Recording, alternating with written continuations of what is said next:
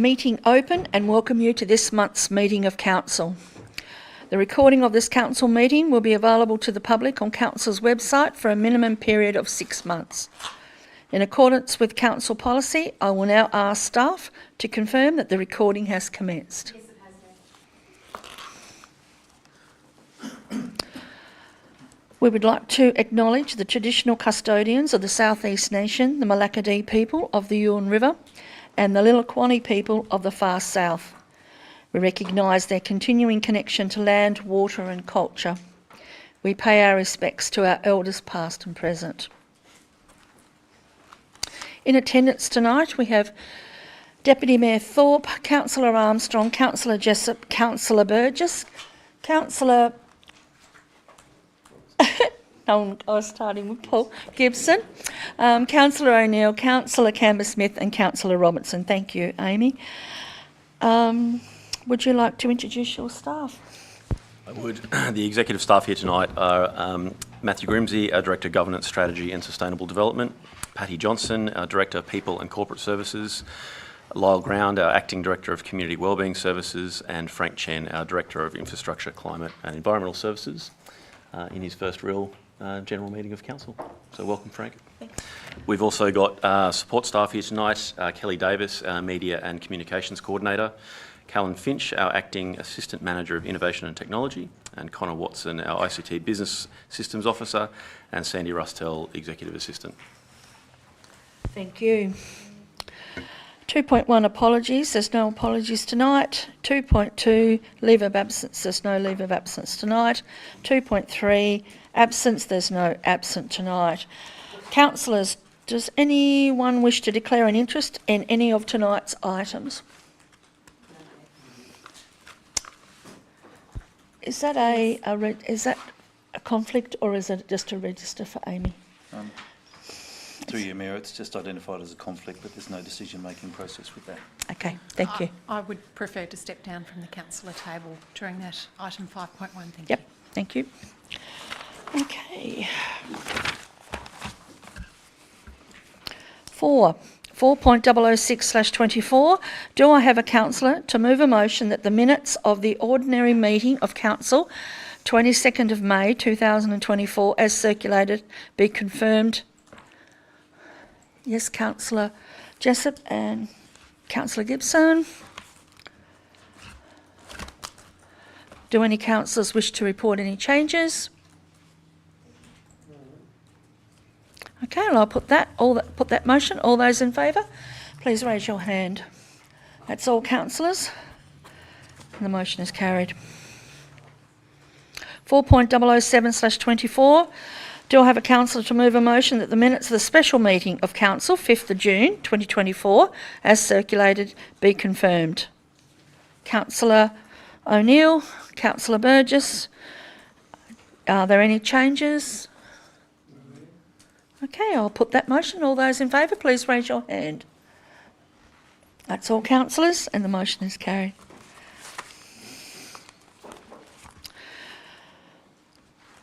Five, legislative items. CEO, do we have... I understand there is one legislative item tonight. Could you please read it out? Thank you. Yes, so we have a Code of Conduct Determination Report. On Friday, the 31st of May 2024, I received a Code of Conduct Panel Determination Report made pursuant to Section 28Z of the Local Government Act 1993 in relation to a complaint made by Miss Amy Robertson against Councillor Camber-Smith. The complaint was lodged on 24th of January 2024. Section 28ZK Part 4 provides if the General Manager receives a determination report but no addendum, the General Manager is to ensure that a copy of the determination report is included within an item on the agenda for the first meeting of the relevant council at which it is practicable to do so and which is open to the public. The determination report is tabled and included as an attachment to this item in the agenda. So over to you. Okay, Councillor Camber-Smith. Thank you. Thank you, Mayor. I'll just have a short statement, if I may. I find it ironic that the remarks I'm being cautioned for were never in the public domain, and were seen by only a handful of people. But now, by dint of this code of conduct process, they have been plastered across the media and repeated in this meeting's agenda. In contrast, submission 39 to Council's LPS process, to which I was responding, was published on the Tasmanian Planning Commission's website for several weeks, despite containing defamatory statements about me. I had to fight to have that information removed, and the representative was never obliged to apologise. The two codes of conduct I've defended have been emotionally draining and taken up a great deal of energy that's detracted from my ability to represent community on council, as well as impacting heavily on my health and family life. It's no wonder that people who are not supremely self-assured rarely stand for council, or why ordinary people find it hard to survive in politics at any level. With respect to the panel's decision in this case, I apologise to Councillor Robertson for having made the wrong assumption that she worked for STT. It is something that I could have checked. With regard to the forest practices plan that I questioned, firstly, I think anyone should be allowed to challenge the decisions and processes of a self-regulated industry, especially when they can have devastating effects on people and the environment.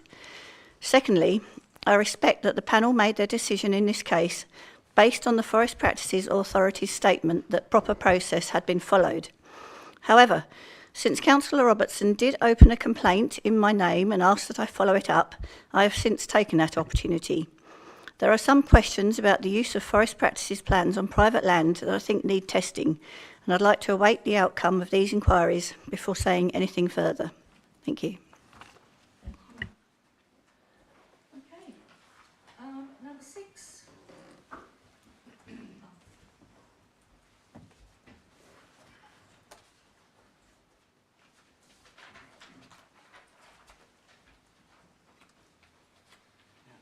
Thank you.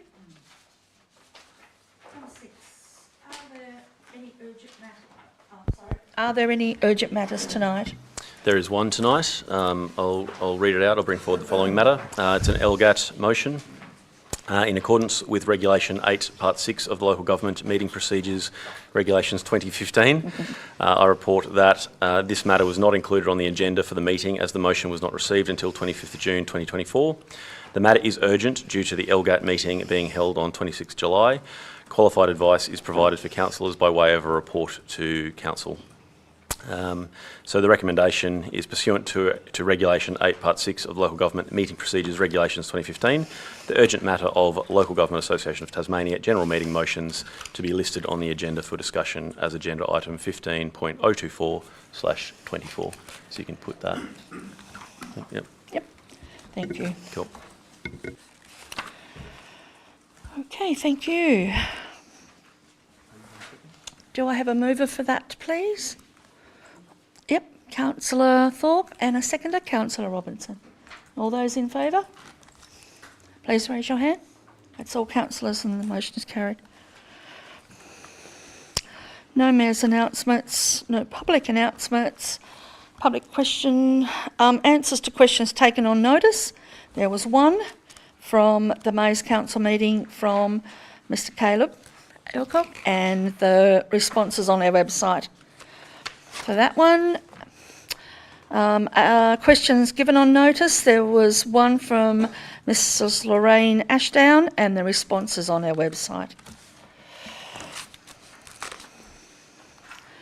Questions without notice, there was no questions emailed in for tonight's meeting. So we'll go straight to public question time. So if you have a question, as the chair, I'll ask you to come forward to the microphone and identify yourself by name and area where you live. To make things fair and equitable, we will have a limit of 2 questions per person, and we normally allow about 15 minutes. But we'll give it a go. So would anybody like to have a question? Yes, you may. Thank you. Thank you, Mayor. Thank you. Yep, this is on? Yeah. Yes. I'll read this, if that's all right. It's fairly brief. Say your name and where you're from. Yes, Alan Camp, Petches Bay. Thank you. I want to talk about beauty, community and volunteering and finish with a question.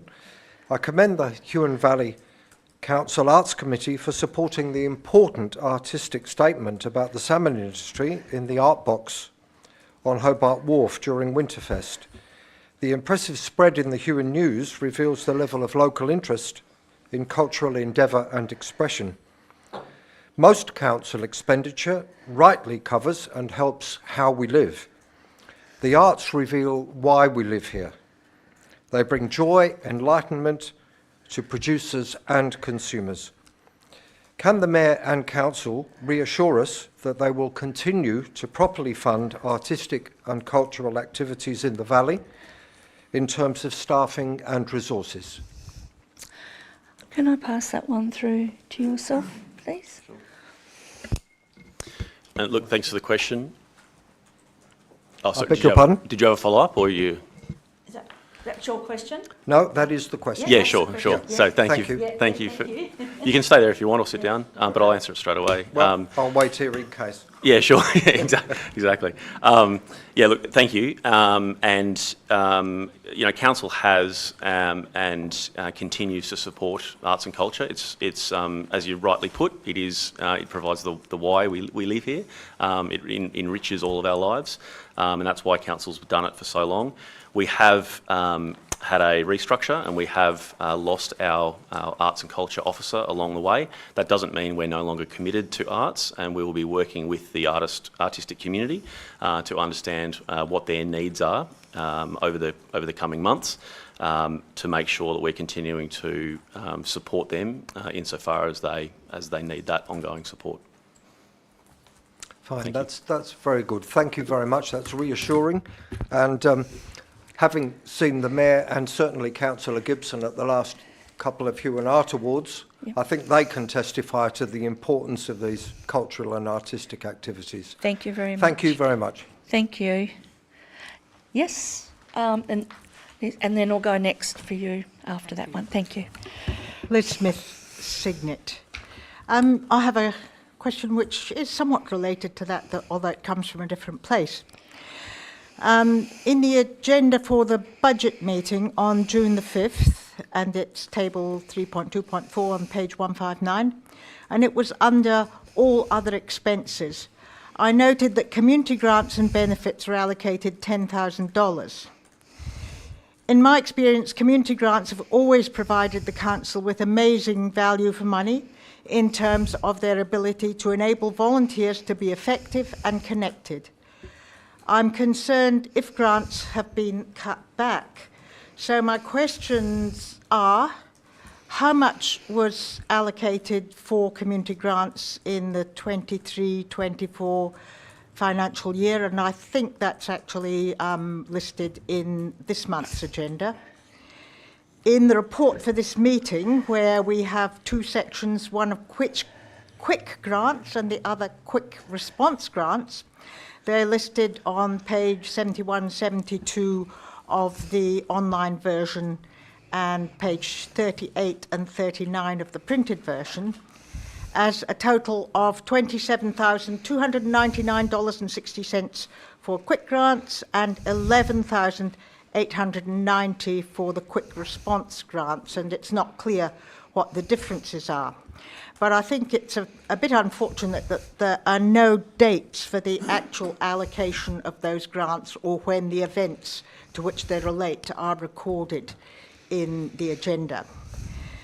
So I didn't see any category for quick response grants in the budget papers for 2024-25, and my question is whether they were included and I missed them, or has the total grant allocation under community grants and benefits been reduced to $10,000?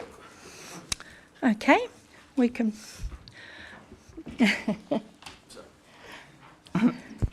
Yeah, just getting advice there. Sorry, I'll need to take it on notice because they're now conjoined in the budget. So I understand where you're coming from, and we can unpack that and give you the detail that you're seeking there.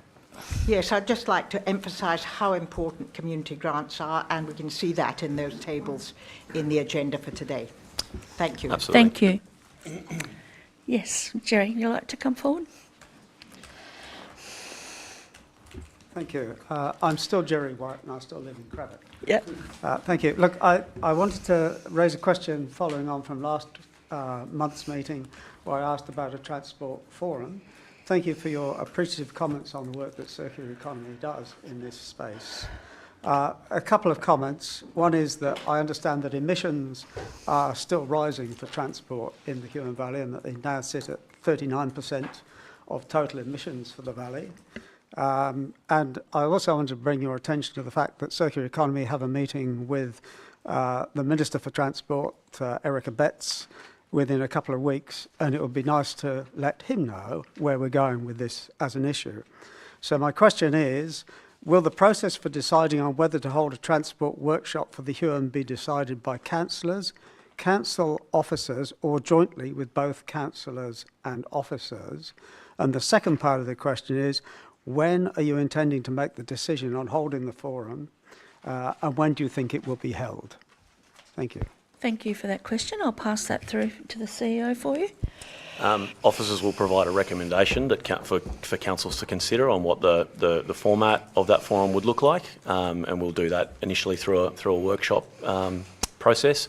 I don't have a time frame for you at the moment. We're going through a period of pretty significant change with the restructure, etc., and we have a lot of core business functions that we're trying to sort out so the operation of this organisation can be more efficient. That's our priority right now. But I've heard you loud and clear on that one. I agree in the interest. It's an important topic.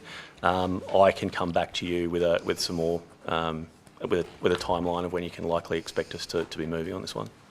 Thank you. That's appreciated. I have a second question. You may. On a different topic, Yep. which is to do with community forums, but somewhat similar in nature, because we talked about this before, Yeah. in terms of community forum, and there was I was going to say commitment, but an understanding that there will be community forums starting in 24-25. That's correct. We're coming to that.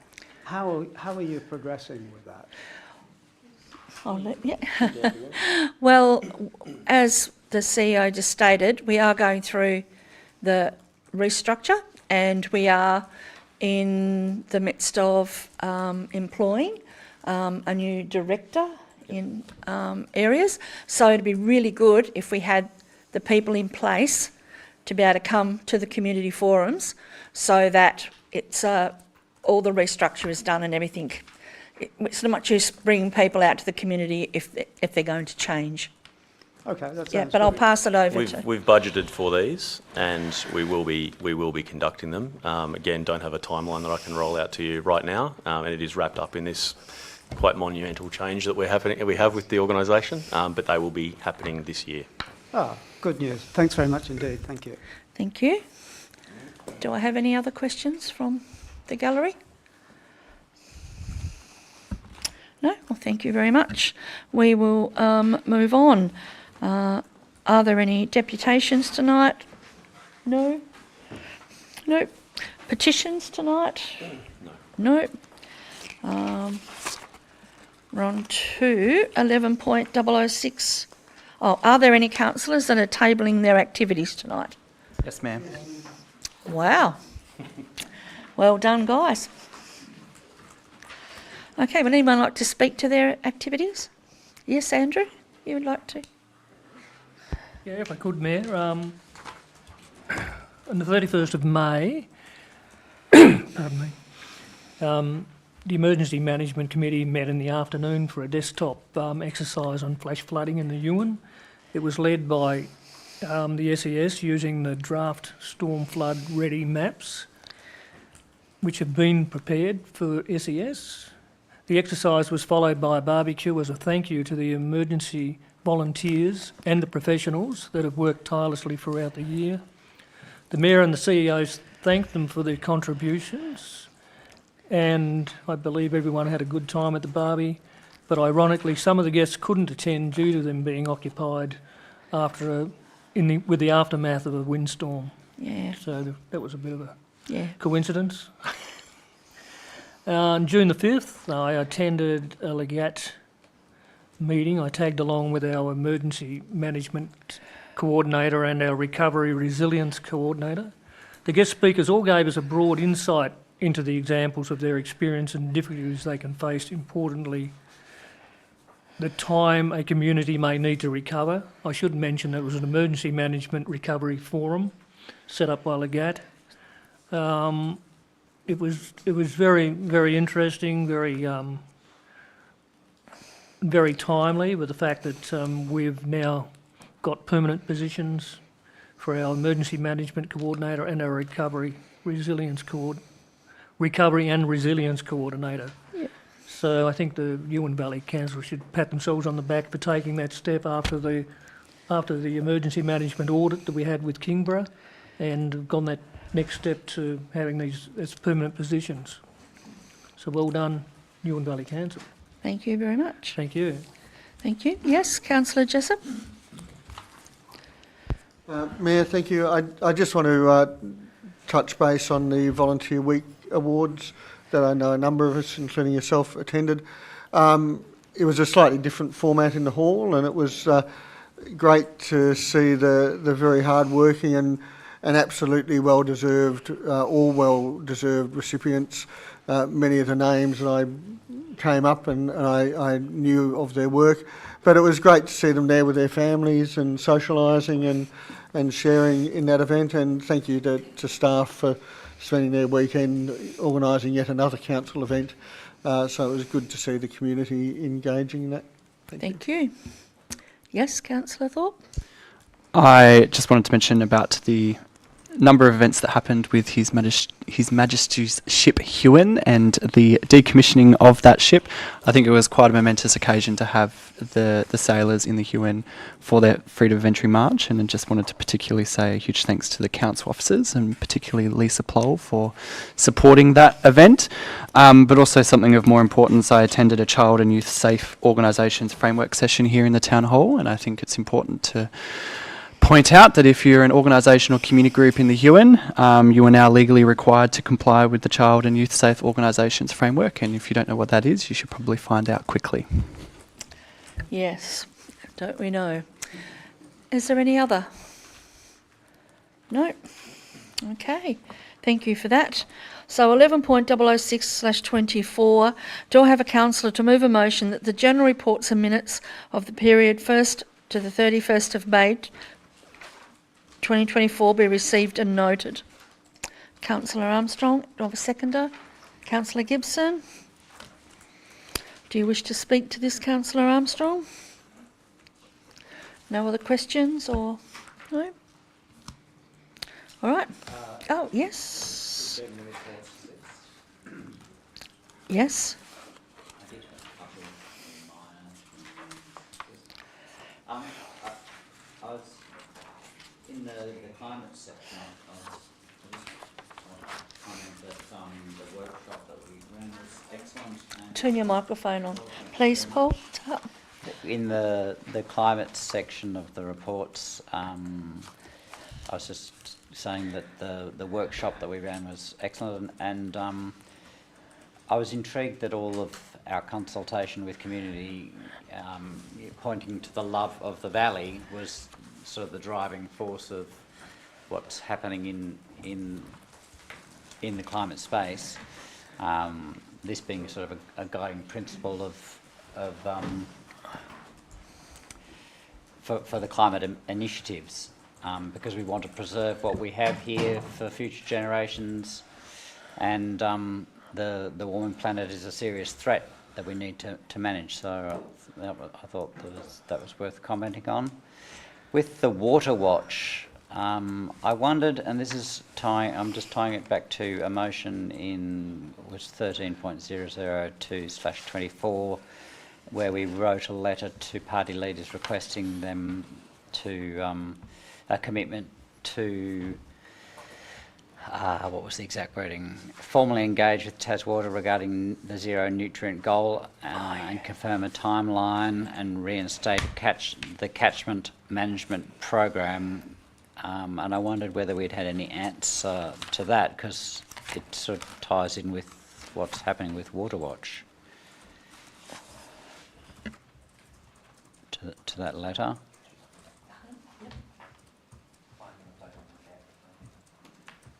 Through you, Mayor, just on the Legat motion, we did pass that one on. We have received some comment that we need to do a little bit more work on that to actually achieve outcomes that Legat can put forward.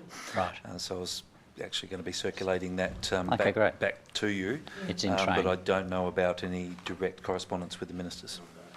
Not with the ministers, with the party leaders, I think was what the motion was. Yeah, I don't know, to be honest. No. I'll need to come back to you. Okay, Yeah. that'd be great, Yeah. thanks. And there was one other thing. Oh no, that was all in the general reports, I think. So that was all, Paul? There was also there was one other thing in with regard to the planning changing, and the removal of all the codes, the on-site water code, the waterway coastal protection code, biodiversity code, inundation prone area code. I guess it's described how that changes, but my question is, do you think that there will be much change in what we're actually able to achieve as planning controls with the new methods?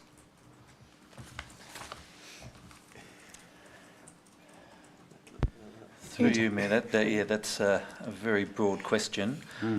Certainly the biodiversity, coastal inundation have all been combined into the one code. It's the extent of the development standards that we will need to actually undergo a bit of an assessment to see whether or not it's as robust. the same as robust as what we have now. So it's sort of a suck it and see situation. Yes. Thank you. Yes, Councillor Hammersmith.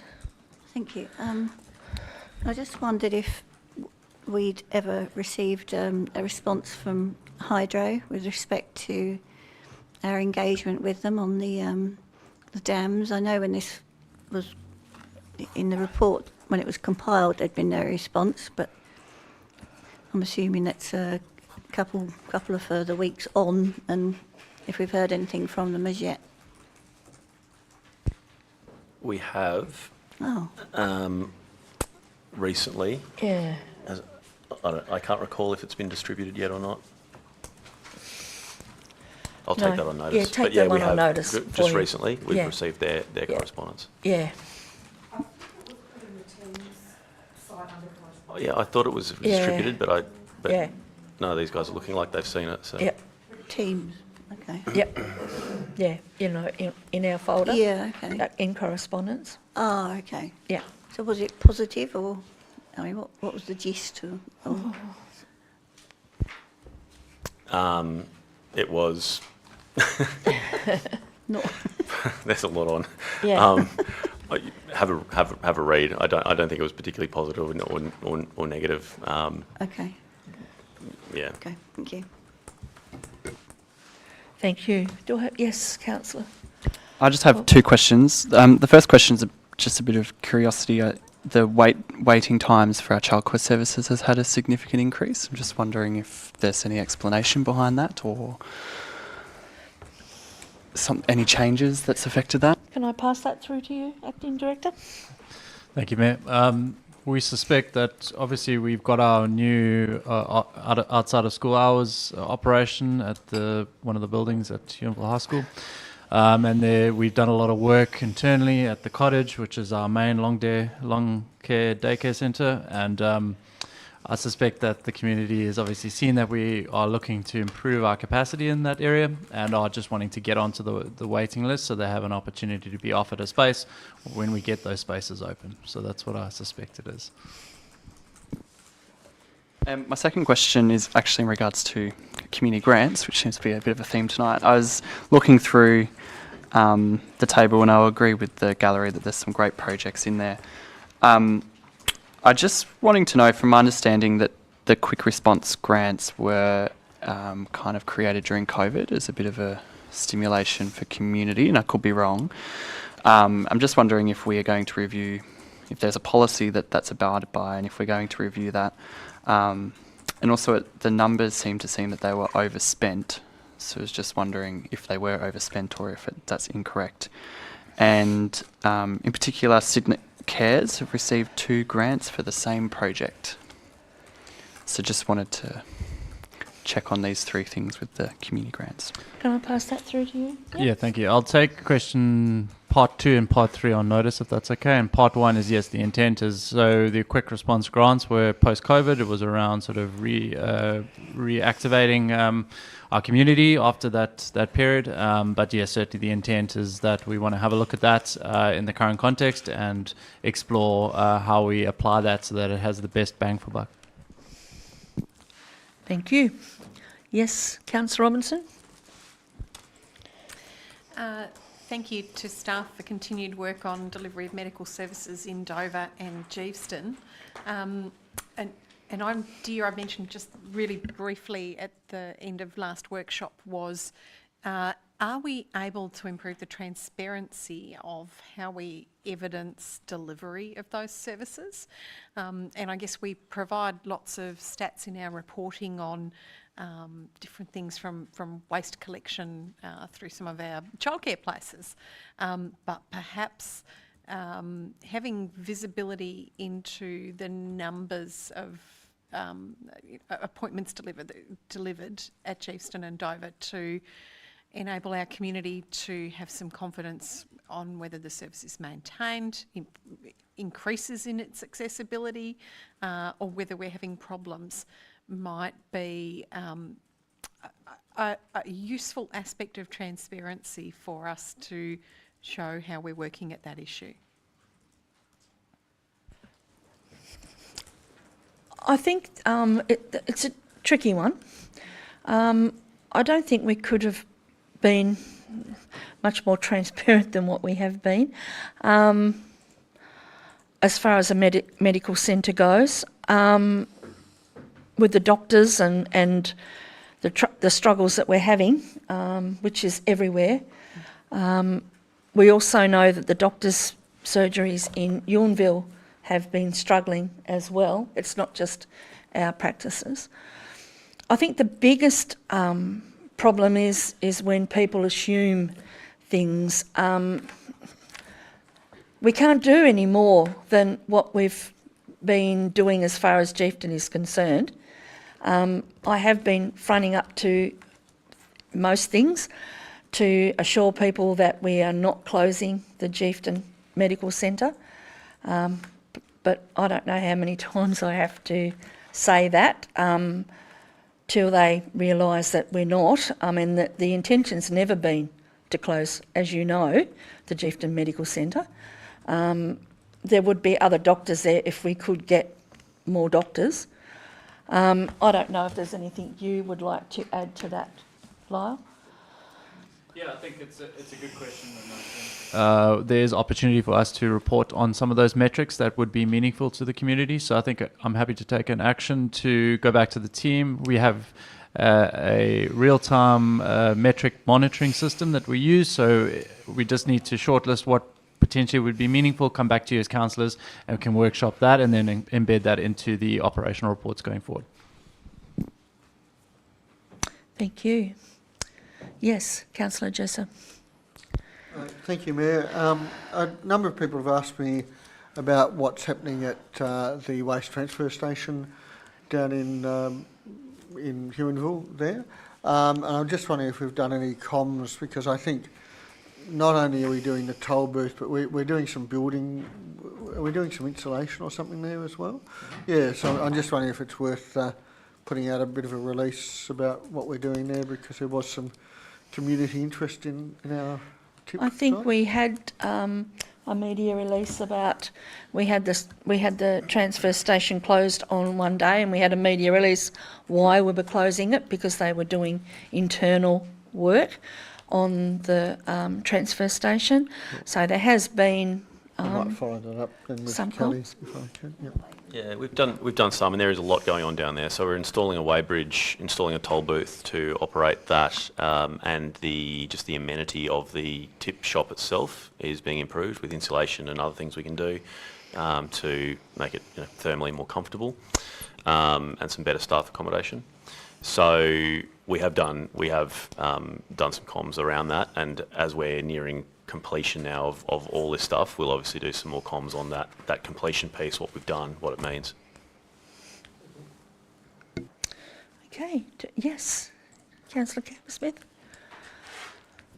It might be more relevant for me to ask my question about the planning scheme in this item. It's just about the imminent changeover to the statewide planning scheme, and I know we've put out a media release, but I think it's useful that it's sort of, minuted at some stage. I just wondered how that transition will work, including how people can find out about the final zoning of their title and the codes and overlays and what that means for them, and whether there'll be any further exhibition or engagement on the various changes that have been made. Thank you. Do I come through? Yes. Through you, Mayor, responsibility for notification of the community for the changeover to the Tasmanian Planning Scheme is Council's. It's not the State or Tasmanian Planning Commission. Council will be issuing further media releases as a transition is occurring.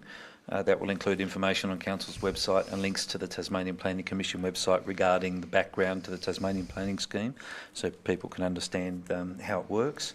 Owners of land will be able to view the zone applicable to their land using the inquiry function of Plan Build Tasmania website, and they can do that now under the current interim zones. That's at www.planbuild.tas.gov.au.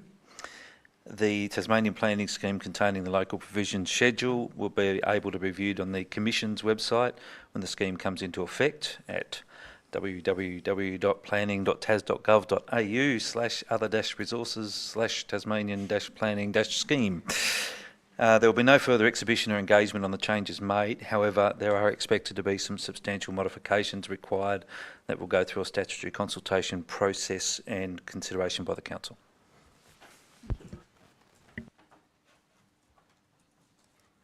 Okay, no other? Councillor Armstrong, right back to you. Would you like to close or have any comments on that? Thank you, Mayor. I wasn't actually going to, but I am.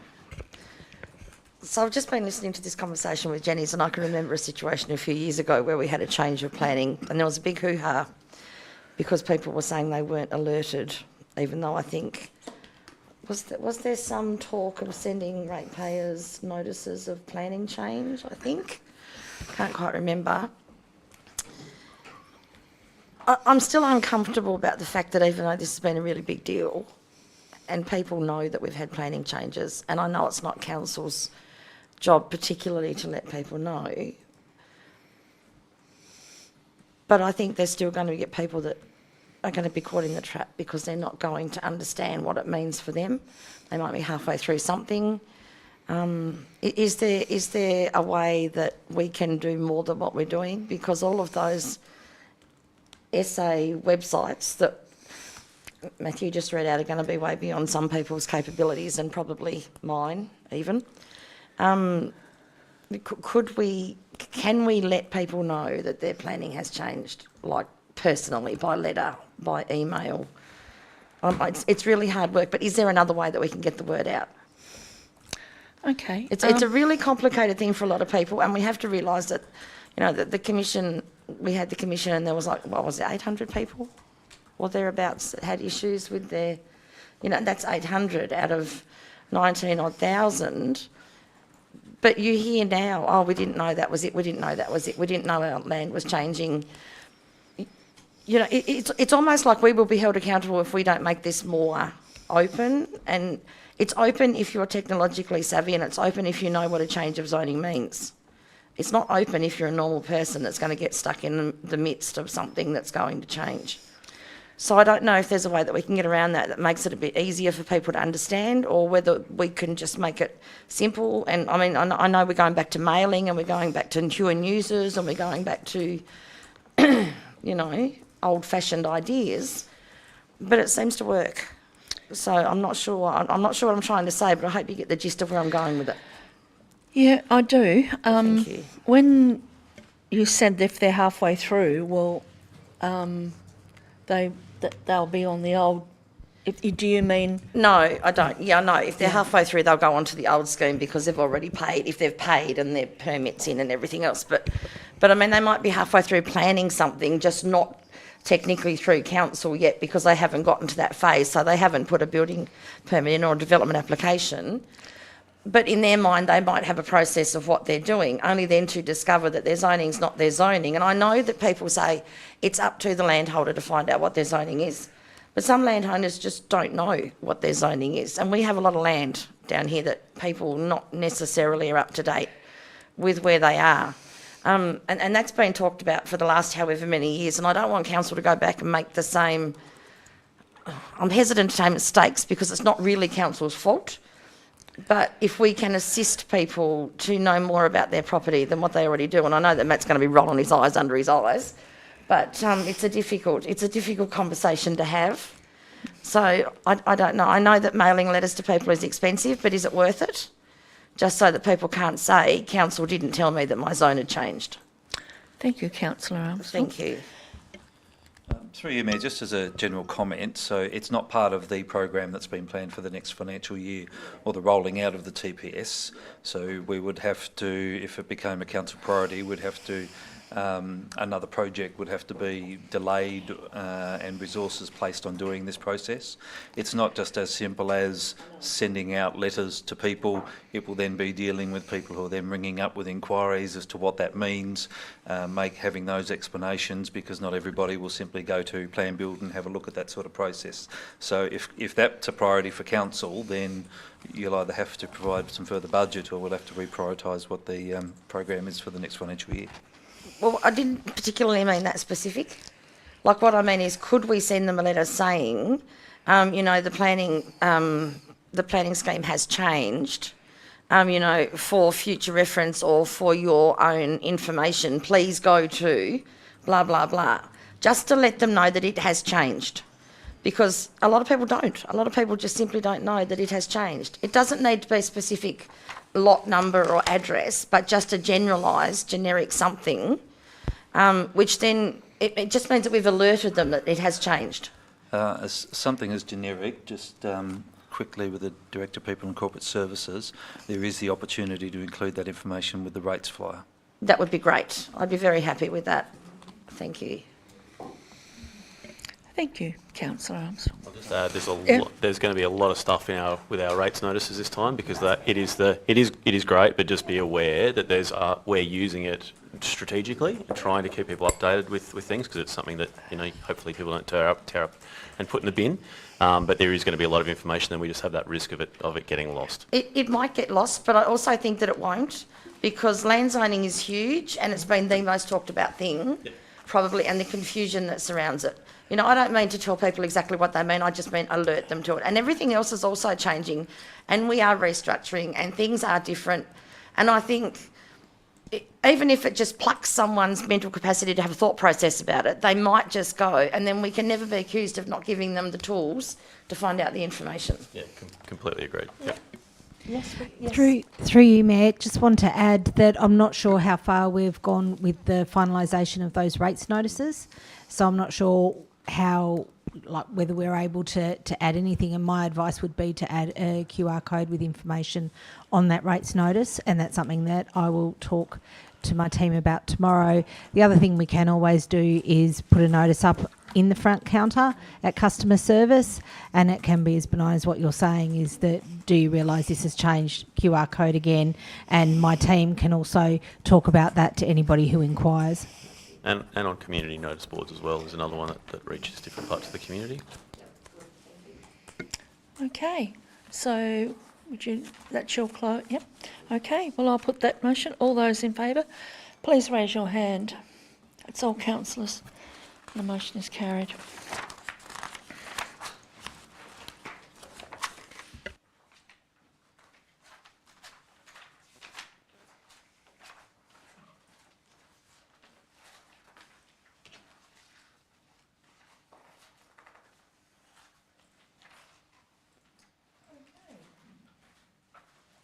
We're up to 15. Managing unacceptable customer behaviour. No? Oh, we'd missed the workshops, did we? Planning Authority. Okay, sorry. Councillor workshops, would you like to talk about the councillor workshops? Sorry about that. Sure. On the 19th of June, we had a review of some policies. So, Director of Governance Strategy and Sustainable Development led a discussion on the draft Managing Unacceptable Customer Behaviour Policy and the amended Financial Hardship and Payment Policy in readiness for tonight's meeting. And we also had the climate change workshop mentioned earlier by Councillor Gibson. That was run by the Acting Manager of Environmental Services and our Climate Change Officer.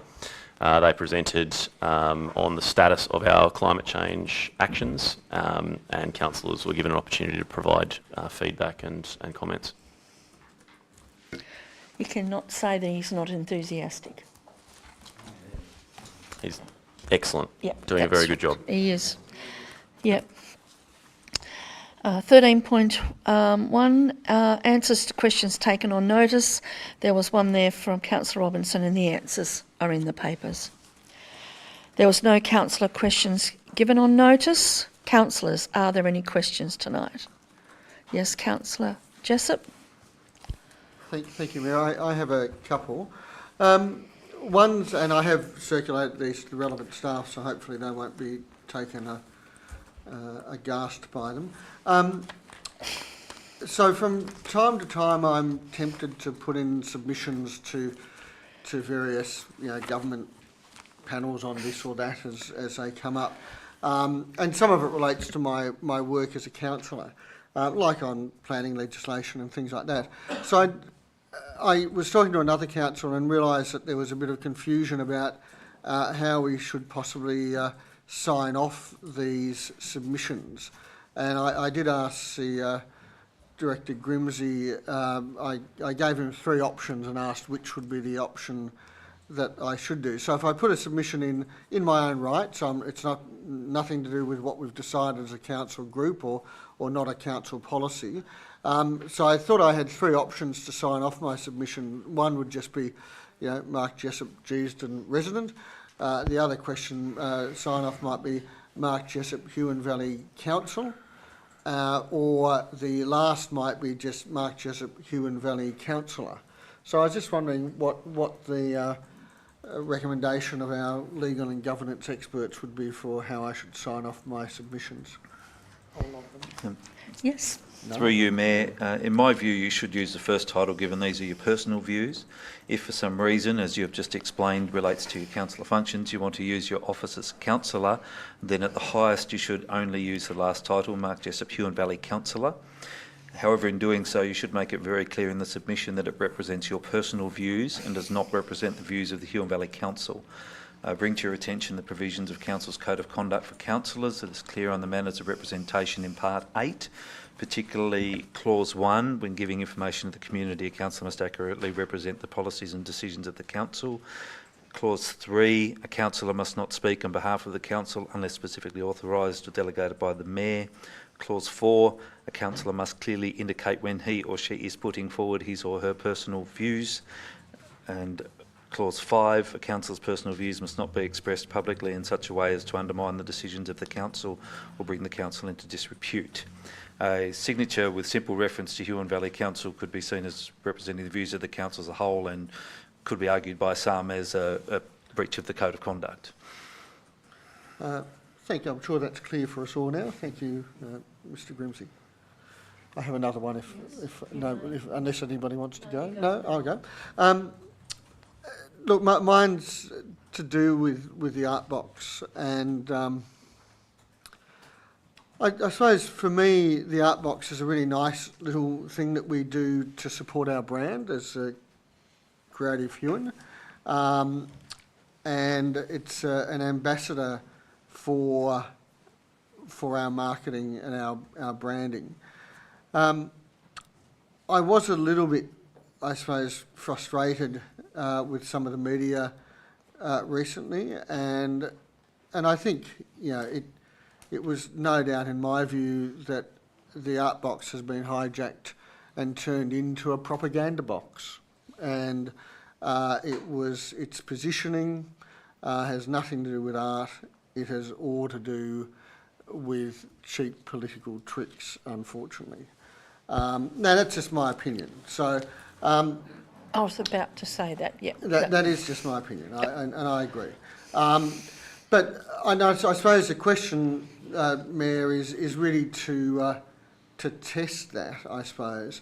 So the first question, I suppose, is, you know, what was the initial intent of that art box, and why do we have it?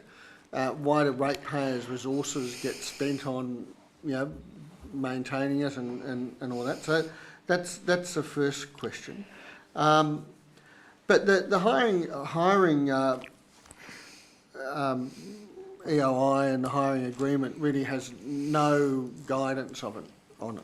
So, look, I'm a great campaigner to stop illicit drug use because I've seen how much it screws up families. And I know that, you know, in South America, in Mexico one year, there was about 20,000 homicides related to drug use. And in America, in the same year, there was 70,000 overdoses. So I could put 20 mannequins with gunshots and red paint and say, what's your drug use costing? Now, would that be in good taste? It could be art. You know, Mona would probably have it on her front doorstep, I'm sure. But, you know, for me, what worries me is it art for art's sake? Is that what our job is, or is it a thing? So I suppose the second question is, if we accept that the art box is a way of showcasing creative endeavours that support the Huon Valley brand, has the CEO considered how council might exercise some level of discretion over how the art box is used so it remains on brand, or should we just take a step back and, you know, think all publicity is good publicity and just move on? I'm glad you said that, you know, they were your views. Oh, absolutely. Yep. Yeah. I think that the art box being in Hobart was not a Huon Valley Council decision. Absolutely.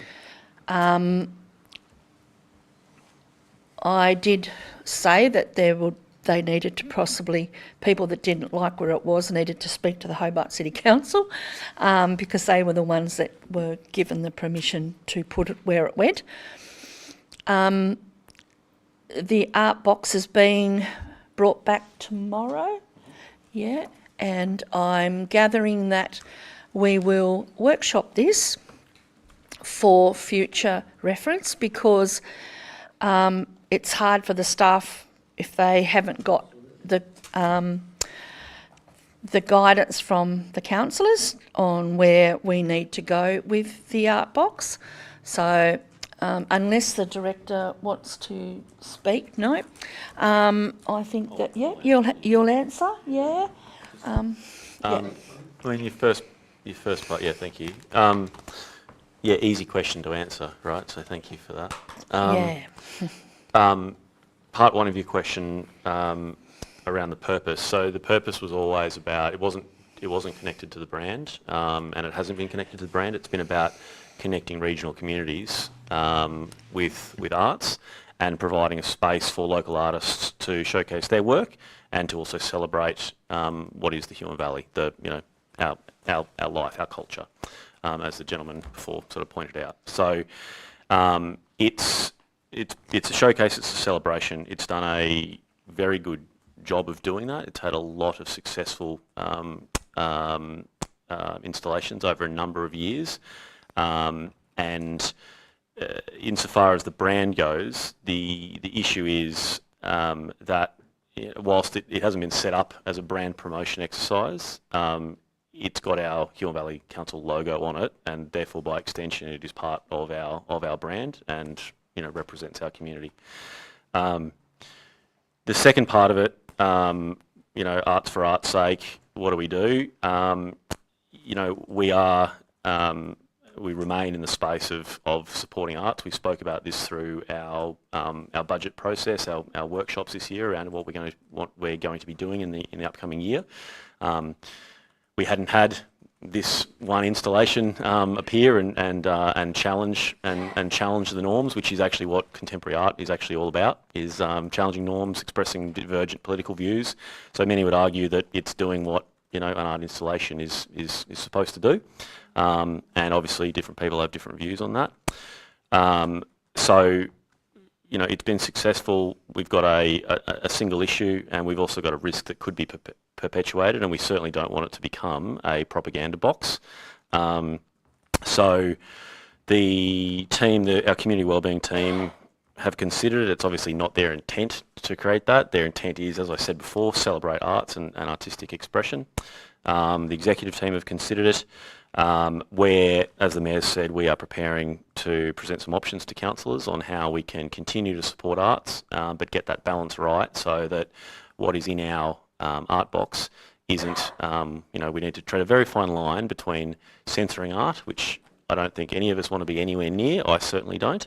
But we need to strike a balance to support art without censoring art, but also not damage our Huon Valley brand and, by extension, our region, our products and our industries.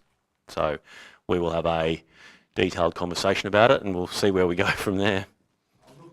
Me too. Thank you. Do I have any other questions without notice? Oh, arms up everywhere. Yes, Deb, and then we'll go Amy. Thank you, Mayor. Just touching on Lockie and... Hello, over the back. It's been a long day. That sounded really good. Caffeine is necessary.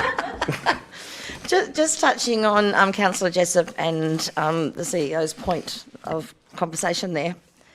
I just want to say it was actually a beautiful piece of art. It was a stunning piece of art to look at. I think the problem was that it's been a divisive piece of art. And of course, if you are one of those people that doesn't love the salmon industry, or one of those people that does love the salmon industry, you're going to have a very different point of view. The problem was it was stuck on the wharf outside the Tassal offices. So it doesn't matter how you look at that. Then we had this lovely write-up that was we're all supportive of not supporting the salmon industry, and that's not true either, because as councillors, and me personally, I don't think we should be supporting any industry more so than supporting any other. It needs to be across the board, and we need to be non-polarised with any of that, because we're all made up, of a community. And of course the salmon industry does employ people, and the pyramid effect flows on, as does the forestry industry, as does, the orchardists. So I think, if somebody had put a big photo of a beautiful forestry art, and it was burning, that would also have incited some problems. So I think perhaps in future that sort of art could be not on a wharf outside the Tassal offices talking about the salmon industry. I can't see why we need to prohibit or sponsor any of that, but I just think we need to be careful using the brand, which we have workshopped and we have made a very mature brand. This has been a very talked about subject on my travels, and it's been quite negative, and I don't think it should be negative, because it was a lovely piece of art that probably ended up where it shouldn't have ended up with, but it has provoked the conversation. But I would prefer to remain impartial, and I would really like to see a controversial piece of art not end up in the art box again. Thank you.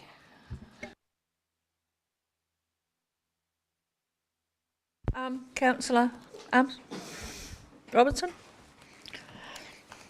I think Councillor Armstrong just made more of a statement than a question. Yeah. I've got a simple question that leads to a more challenging one, but I'm going to also say that about the art box. I think there are some values that are important for council to be true to, and things like having a clean environment, and care for our place and the creatures in it are true to those values, and we need to stay clear on that. I'm personally of the opinion that our industries do put a fair bit of effort into minimising their waste, cleaning up after themselves and improving their practices, and I'm hopeful that perhaps young people walking past that art box might see it and think about taking a walk down the beach with a spare bag for litter collection next week, or even finding a future in marine engineering to help do their bit to fix problems. But questions. How's our risk register going? It's going. We had a draft risk register. It wasn't adopted yet. Have we? How? The risk register is adopted. It's not a formal high-level council document. Yes. We've consulted with councillors as part of creation of the risk register. Great. So we are currently in the process of translating it over to a new electronic module, which we can give, and I gave a report to the audit panel recently on that, which we can actually be able to give you visuals and reports and those things from it. So it's a matter of just getting the time to translate it across and start to populate it. Then we can bring it back, do another round with the ELT and councillors to make sure we shore it up and we're happy with it, and we'll also focus on the operational risk register. Yeah. So we're working on embedding it into as an organisational working document, which is what it should be. So that's how it's going at the moment. Okay. So there was previous comment by Councillor Armstrong about letting our ratepayers know about their changes to zoning. And I actually would go further than her comments and say that I think there is actually an important place for council to spell out to landowners what zone they are in and what overlays their property is subject to. That engagement, that information, forms the basis of an approach that we call the compliance triangle.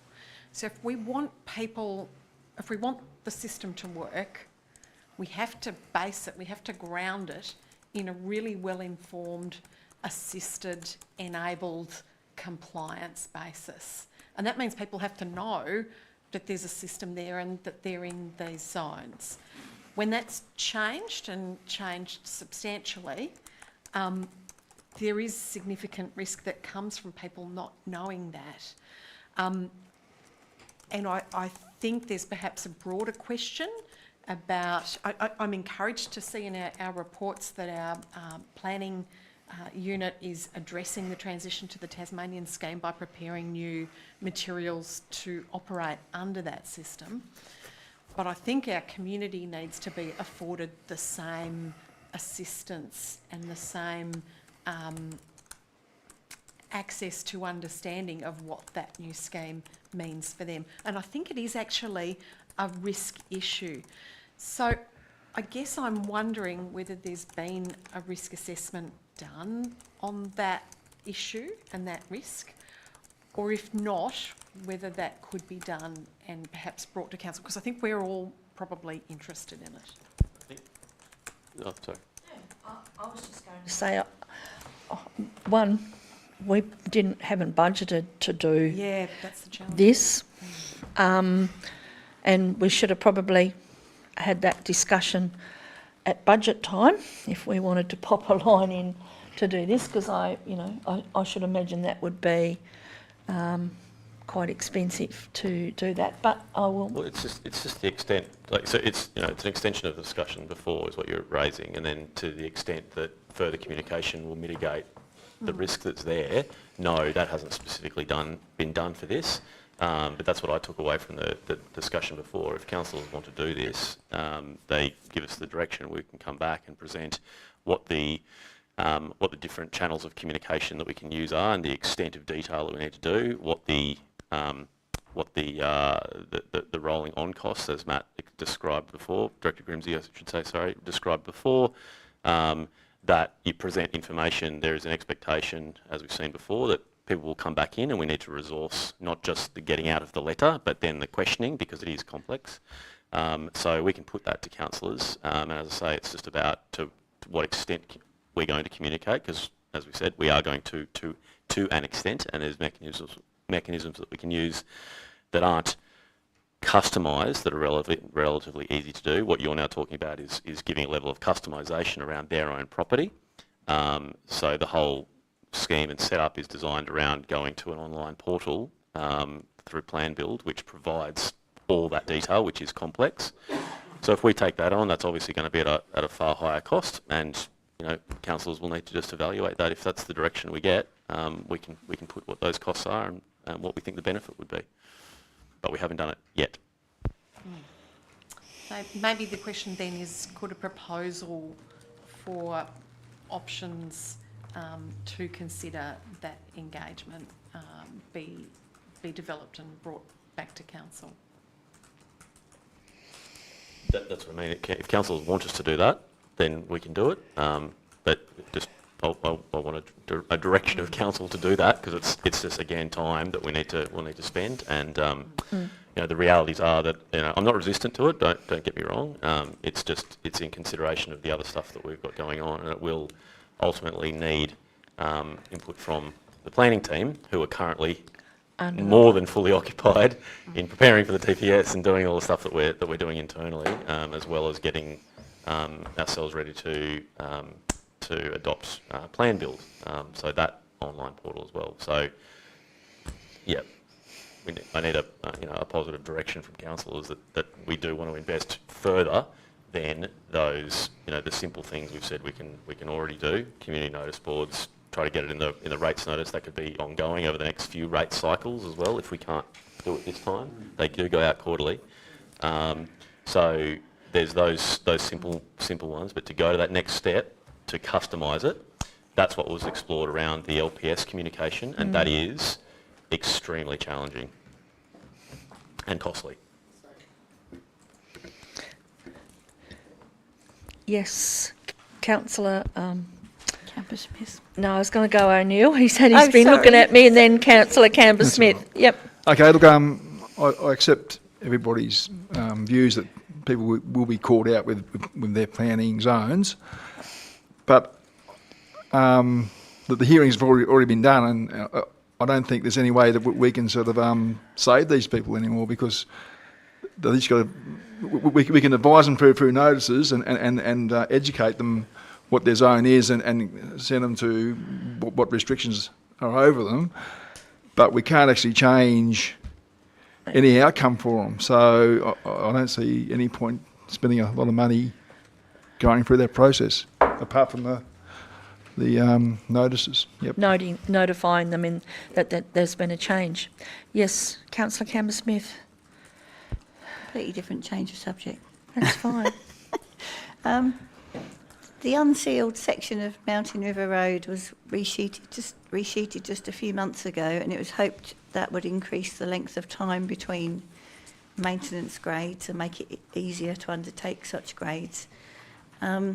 Given the deterioration of the 1.5 kilometre section of unsealed road immediately beyond the sealed section, have we perhaps now reached the tipping point where it would be cheaper in the long term to also seal this section? And also, is there an update on the number of daily vehicle movements on this stretch of road, and how does that compare with other unsealed roads in the municipality? Thank you for that. Can I pass that through to the Director? Thank you.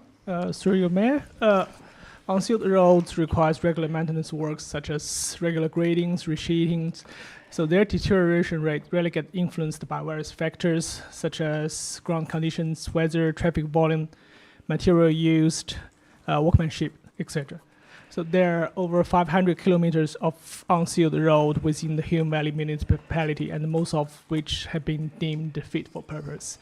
So to determine whether it would be cheaper in the long term to seal a road, it requires more than just 1 year maintenance data to perform such analysis, considering the deterioration rates can vary from year to year, and which calls for different treatments as well to maintain the road to a suitable condition.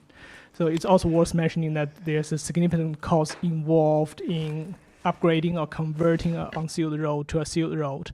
So we're talking about a couple of millions dollars per kilometer and today's dollar.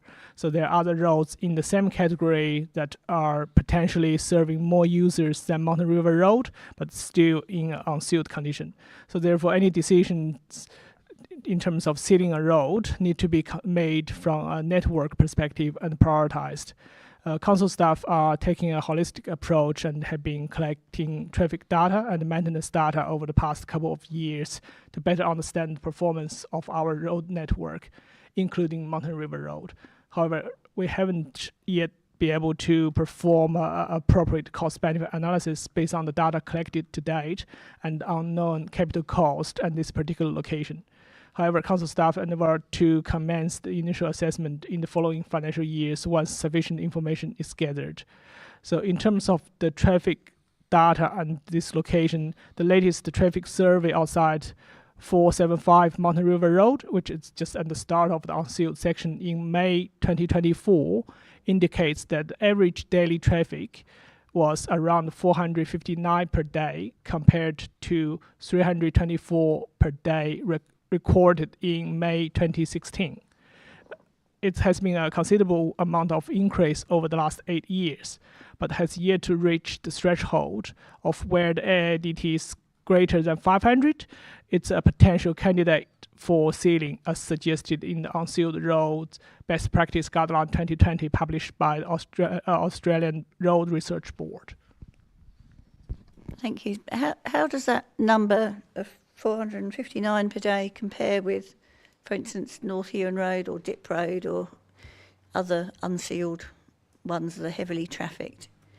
Is there a sort of, do we know which are the most heavily trafficked unsealed roads in the municipality? I can take that on notice, or you give me a couple of minutes. I'll search in our database. Thank you for that. Councillor, did you have a... Yes, yes. And then Councillor Thorpe. Sorry, so I was just thinking Yeah. about that. So in regard to dirt roads, I think I'm going to sound a bit... Gravel roads. Gravel roads, yeah, gravel roads. I think I'm going to sound a little bit, and I don't mean it to sound terrible, but when people come to enjoy our beautiful Huon Valley, we are made up of gravel roads, which are fantastic probably in the summer, not so great in the winter. We've got old drains, we've got bad gutters, but it's a beautiful spot to live in. They know the road is gravel when they build the houses, and they know the road is gravel when they buy the houses. So to some extent, it's not entirely council's fault that people travel on gravel roads. However, I understand that rates also make up a proportion of that, but gravel roads often don't get other services that sealed roads get. So when you cut the costs across the board, we all have bits and pieces that we like and don't like. You know, we can't control the weather, we can't control lots of things. And Mountain River Road is a bad road, but I'm up and down them all the time, and I live in Cygnet, and there's plenty of dirt roads, gravel roads, whatever down there as well. You know, not everything is council's fault. Sometimes if you buy on a gravel road, you have to expect that there's going to be potholes and maintenance that needs to be done often and doesn't last as long. You know, I think you can't help potholes, they just happen on gravel roads. And I don't mean that in a really bad way, but, you know, some of our sealed roads are not fantastic either. Like Silver Hill Road has got a few issues of its own. But I just put up with it because I love living up Silver Hill Road. You know, it's a choice that we make to a certain extent. Thank you. Councillor Thorpe. I'm changing the subject completely again. Not talking about art box or... Actually, I have a question about roads, but not gravel roads. But my first question is, attended reconciliation breakfast with a number of council staff and councillors, which made me go and check out our Reflect Reconciliation Action Plan and get up to date in sort of recognising what our organisation's commitments are. And in that plan, there are a number of commitments and deliverables that was adopted back in December of 2021, and this plan expired in December 2022. So my question is, do we have any plans to revisit a reconciliation plan, and were the commitments delivered as part of the original plan? A lot of work went into that, didn't it, with the last council? Great plan. Yeah. We were very proud of it, actually, because there's a lot of councils that didn't have a reconciliation plan. As far as doing a new plan, Yeah, the detail I'll just need to take on notice and come back to you. So then my second question is something I ask about quite frequently, but I just wonder if there's any progress with the Department of State Growth in regards to Agnes Street and Marguerite Street in Ranelagh, and if there'd been any expectations set on council of what our role is in recognising that that actually is a road of the responsibility of state government. But there is a significant need for upgrade, and a very loud community who mention this to me, and I'm sure other councillors quite frequently. Yep. I want to answer it, but I don't know exactly. So I am going to take that one on notice as well. Other than to say that staff have been working constructively with DSG on it, and yeah, I'll come back to you with the detail on it. I think there's some positive light there. Thank you. Yes, Councillor Cambersmith. Sorry, just You're one right. last one. We had an email come in saying from Jackie Petrasma that 3 million was going to be spent on the Grove intersection. That's correct. But I don't know what it's actually going to be on. Do we actually know what improvements they're going and whether there'll be any consultation with community about what they might entail? That was a promise.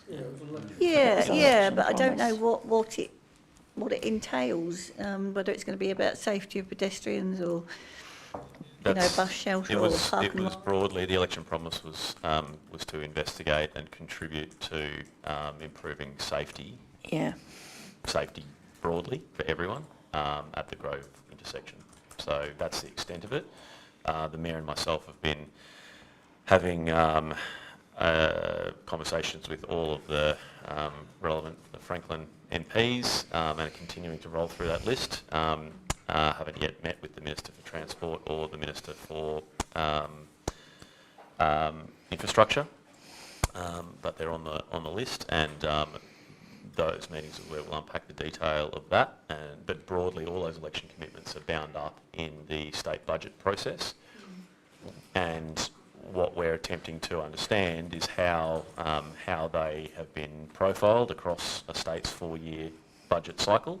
So when that money is actually likely to flow, how we'll get access to it, and ultimately what the scope is. Because I've been pretty clear with councillors that I don't like free money without a brief, and it makes it very difficult to deliver. So we were really happy with the commitments that were made, but we just want to know when it's going to come and how it's going to be rolled out. On that one though, it's safety broadly. Don't know when or the specifics, but to be led by DSG, not us. It's not our road. Yeah. Okay. Yes, Councillor Gibson. Through you, Mayor, one question to the CEO. I've had some questions from residents about the removal of the economic development staff in the restructure and whether that entailed a shift of emphasis away from tourism to primary industry. Short answer, no. It's certainly a balancing of economic development effort. We know that the tourism sector have very much appreciated the extraordinary work the officers involved have done in developing a brand, and that's been very much focused on tourism and attracting people. And there's been less engagement with broader industry because that's been the focus of the council. The focus now is changing to encourage investment, promote development, promote sustainable development in different ways, and certainly that is encouraging industry and major employers.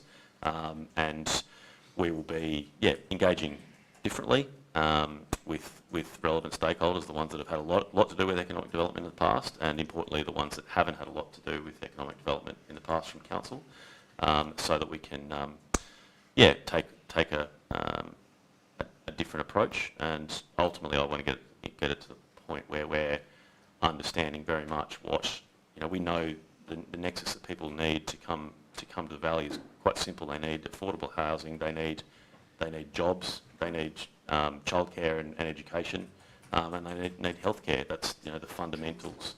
And they need transport too. Yeah, I mean there's more than that, but these are the fundamentals. And council, being a medical services provider, has skin in that game. As a childcare provider, has skin in that game, and as the planning authority, has skin in the game of trying to smooth out our planning processes and deliver a more open for business attitude. So in a very simplistic answer to your question, and we've as a broad group have brush spoken strokes. about this in more detail, and will continue to. But more broadly, that's the pivot that we're making to spread our economic development effort and get closer to those levers where we can actually encourage investment. Thank you. Yeah. And I think we're waiting for the Australis to be able to, the forecast of what they perceive to be in the next 30 Supply and demand. Yes, supply and demand for 30 years. So until we've got some figures to go out to the people with, and where the land is that we need to use for certain things, whether it's schools, more what transport hubs, whatever it might be. There's a lot of planning to be done in the near future, and economic development will fall greatly into that category as well. How many shops do you need? How many, whatever the other businesses might be that we need in the future. So there's a lot of work being done, but a lot of work to be done. So, yeah, thank you. All right. I'll move on. So, 13.4, there was no notices of a motion for tonight's meeting. There's no reports. So we're up to where we were.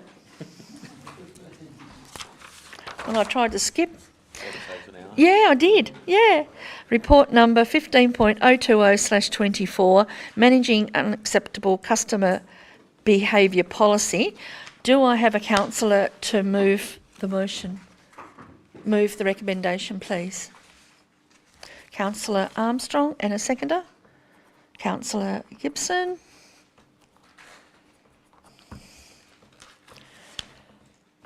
Councillor Armstrong, do you wish to?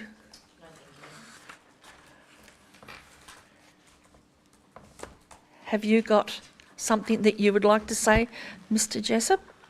Look, I have.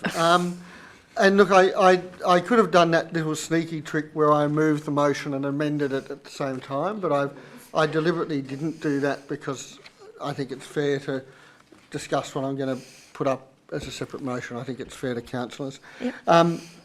Let me just make a point that, as the paper says, we had a go at this in November and we deferred that. That original policy is largely gone the way of the dodo, and we've adopted a new model policy. The first point is we are the first council in Tasmania to adopt this new model policy, and it may not be 100% correct. Given the drafting in state government of policy, I think it would be a good guess to say that it might not be 100% correct. But I acknowledge it's based on other policies from other states as well. There is no doubt that we need to protect our staff, and there is no doubt that there are some people across any industry who believe that staff are fair game to have a go at. And we see across unions advertising across a whole range of industries to say it's not fair go to have a go, or whatever the various sayings are. Certainly in the last couple of years I've been on council, I've talked to a number of council staff and executive, and it doesn't just happen at the front counter where you think it would happen. It happens to roadside workers, it happens all over the place, and even just on social media. I had a posting up and somebody decided to have a go at lazy council staff in that, which was really inappropriate, because I actually know that they are not lazy in any way. So I think, yeah, we owe it to staff to get on and get this policy in place, and it has lingered a bit. We did do a workshop, I accept that, but we did a number of things. I just looked at that workshop agenda. We did a number of things, and to be honest, I can't remember fully discussing this policy. So I have come up with a couple of suggestions. Let me just also acknowledge, as Director Grimsey pointed out, that as a person operating a business, the CEO is absolutely on the line here for his responsibilities to keep staff safe. And under his powers, he probably could have snuck this policy in without even consulting with us. And I'm very glad he didn't, because I think having this policy out in a public forum like this does allow us to discuss it. And the counter of all of that argument, though, is that people have a right, they pay their rates, they pay taxes, they have a right to be upset with us if we don't get it right, they have a right to challenge us when we make a decision that's not necessarily, in their view, fair. And to be honest, we have some shitty things that we have to administer, and often we have to say no to people because you can't build your house on a sandbar or something like that, you know. So I do understand that, you know, the nature of our business is sometimes conflictual. However, you know, again, it is that trade-off between balancing human rights and the rights of our staff. Overall, I think the policy sits there, but I would like to move an amendment. Yes, please. If I may. Yes, please. Get on with it, Mayor. Yes, Is that what you're please. saying? Thank you. Yes, please. I'm just talking in favour of the first motion, but I have circulated a motion that makes a number of amendments, and if there's a seconder of that, I can very quickly run through that. Well, so you've got a copy. You've got it there. Yeah. So it is the introduction of 1, 2, 3, 4, 5, and 6 under B. Is that correct? So You're 6 adding? minor and major changes. But Okay. if it gets a seconder, I'll quickly run through them if you want, Mayor, and I might take them. Yep. Yep. You seconded the original? Yes. Yes, Councillor Robinson. Thank you. Okay. Yep. There's a couple of minor things. There's a really good list in the back of the policy, 5.2.2, which lists the sort of things that we would take into consideration if we were thinking of taking a pretty severe decision to stop somebody coming into council or talking to us or whatever. For some reason, there's cultural factors are mentioned in a couple of places. I think 5.2.2 is a much broader list of extenuating circumstances that we should consider. So the first point 1 is really just saying that we replace no cultural factors with the list in 5.2. 3.2.8 talks about alternative dispute resolution. My concern for that is the way that's written. It basically says if we really can't get rid of somebody and we really have to talk to them, we could consider alternative dispute resolution. That's the wording, or the CEO should do that. I'm suggesting that we consider a slightly different approach to that says alternative dispute resolution is a solution to conflict situations and should be considered in all cases as a possible course if in the best interest of customers and staff. But in particular, and then it goes on to say what was in the motion, which is basically if we can't terminate an arrangement or if we think we might have done something wrong. Yep. So I'm just saying, let's put, because the scenario I don't want is to ban somebody and then for them to turn up at the front with a shotgun or something like that. And that does happen in our industry. So, we have to put the focus on solving the problem rather than doing it. And I know it does do that through the document, so I'm happy with that. But it's just reinforcing it. Again, 3.3 gets rid of that cultural background statement. And there is also a section within the policy which talks about people having a opportunity for appeal. The only thing that concerns me about that is that it's basically a senior council officer reviewing the decision of a senior council officer within isolation. A good practice might not be to engage with the person that the complaint is about, but to say to them, if you have an advocate that you want to engage in that process, you can. It simply may be the officer, when reviewing the decision, might talk to an advocate. And I think here an example would be a person who might have mental health problems and can't advocate well for themselves, but they might have a mental health nurse who could help explain to the staff what happened and how that can be avoided in the future. So it's really just saying that we reach out to say, if there is somebody that you want to talk on your behalf, we're happy to talk to them. 5.2.2 just adds in cultural background as one of the criteria. And the final comment, really, and I think we did have this in our first policy draft, I think somebody was saying, that just an onus on reporting. I think transparency requires us to actually say when we do this, because it is, as I say, a very serious decision. So the two reporting requirements that I'm suggesting we put in as a new section is that when we enact the policy, that the council is told in the closed meeting of the next council, so we're aware that it's been used, and then annually in the report, in the annual report, we simply give a breakdown of how often it was used, just so it's out in the open. And if we're using it 100 times a year, we can be chastised. If we're using it none, that would be great. All right, thank you. So, do I have any comment on that? Yes? I have two questions. The first one probably for the CEO. I can make the assumption that this type of policy is being initiated because we're more regularly dealing with unacceptable customer behaviour. Is that an assumption that's correct? More regularly compared to history or compared to our peers? Yeah. Wait a moment. Yeah. Yep. Through you, Mayor, there are a couple of things we have been noticing or really highlighting the fact that these incidents are occurring more and more.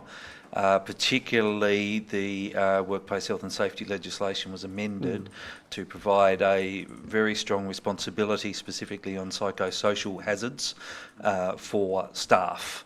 And so once we've identified that this has a significant impact on our staff and look at the number of incidents that are involved, we certainly need to have some good transparent and open guidelines so people know, staff know what to do, the public know what to do, because the CEO could do all of these today, but this gives the clear direction around it. So, and that we can apply it in a consistent fashion. So that it's no, I just wanted that clarification. Yeah. Yep. And I just have a very simple question for Councillor Jessup. I'm happy to support the amended motion, but I'm just curious why we would include these types of reports in our annual report.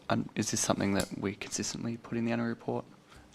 Is these types of policies or even workplace safety incidents? Through you, Mayor, it's not a statutory requirement by any stretch of the imagination, but arguably, as Councillor Jessup has said, in the openness and transparency, we're clearly demonstrating to the public that, hey, this policy isn't being abused, or this policy is being abused.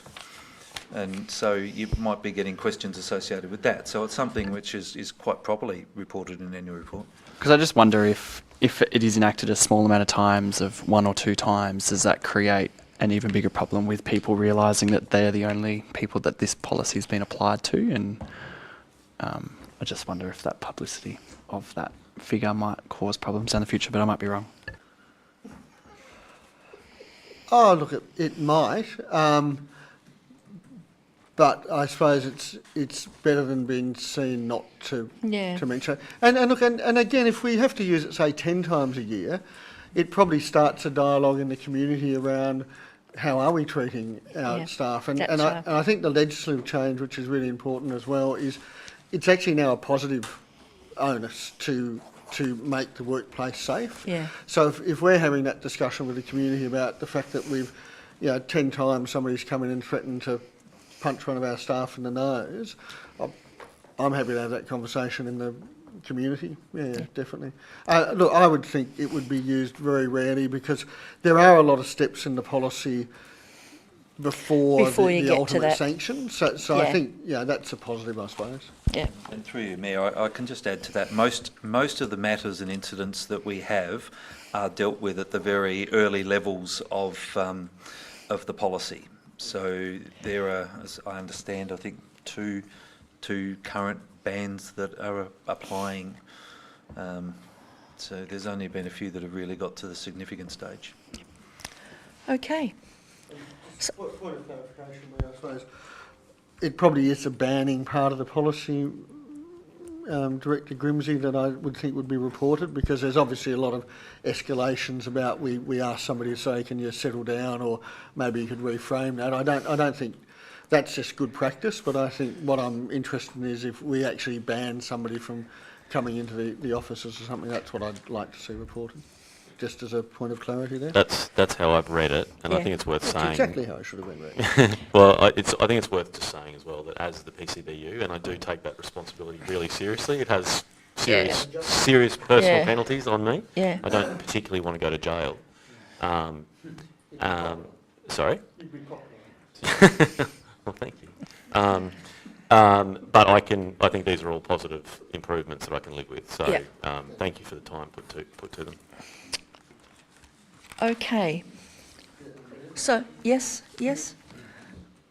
I don't have a particular concern with most of these amendments, but I just wanted to ask about B6 here, about adding the section 5.0 on reporting. Isn't that very similar to what's already in there in 5.2.8, where it says this process includes notification to councillors? So maybe we just need to amend 5.2.8 or replace 5.2.8 with this actions. Yep.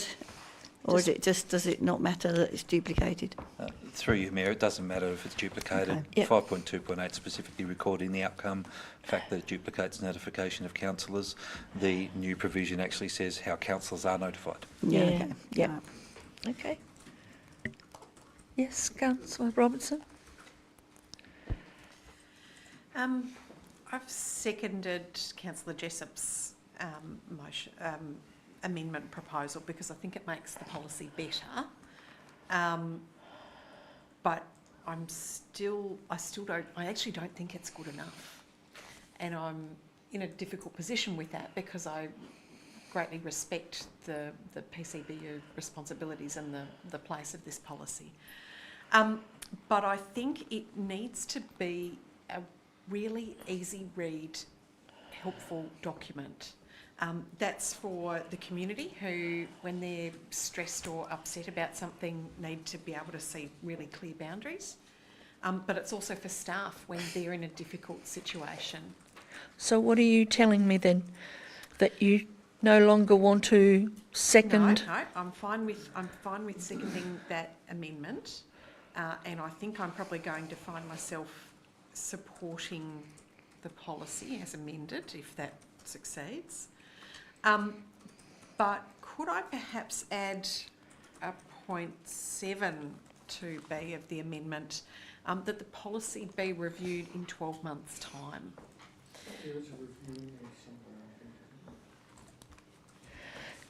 Is there a view in there? Yeah, it is a 12-month review. Yes.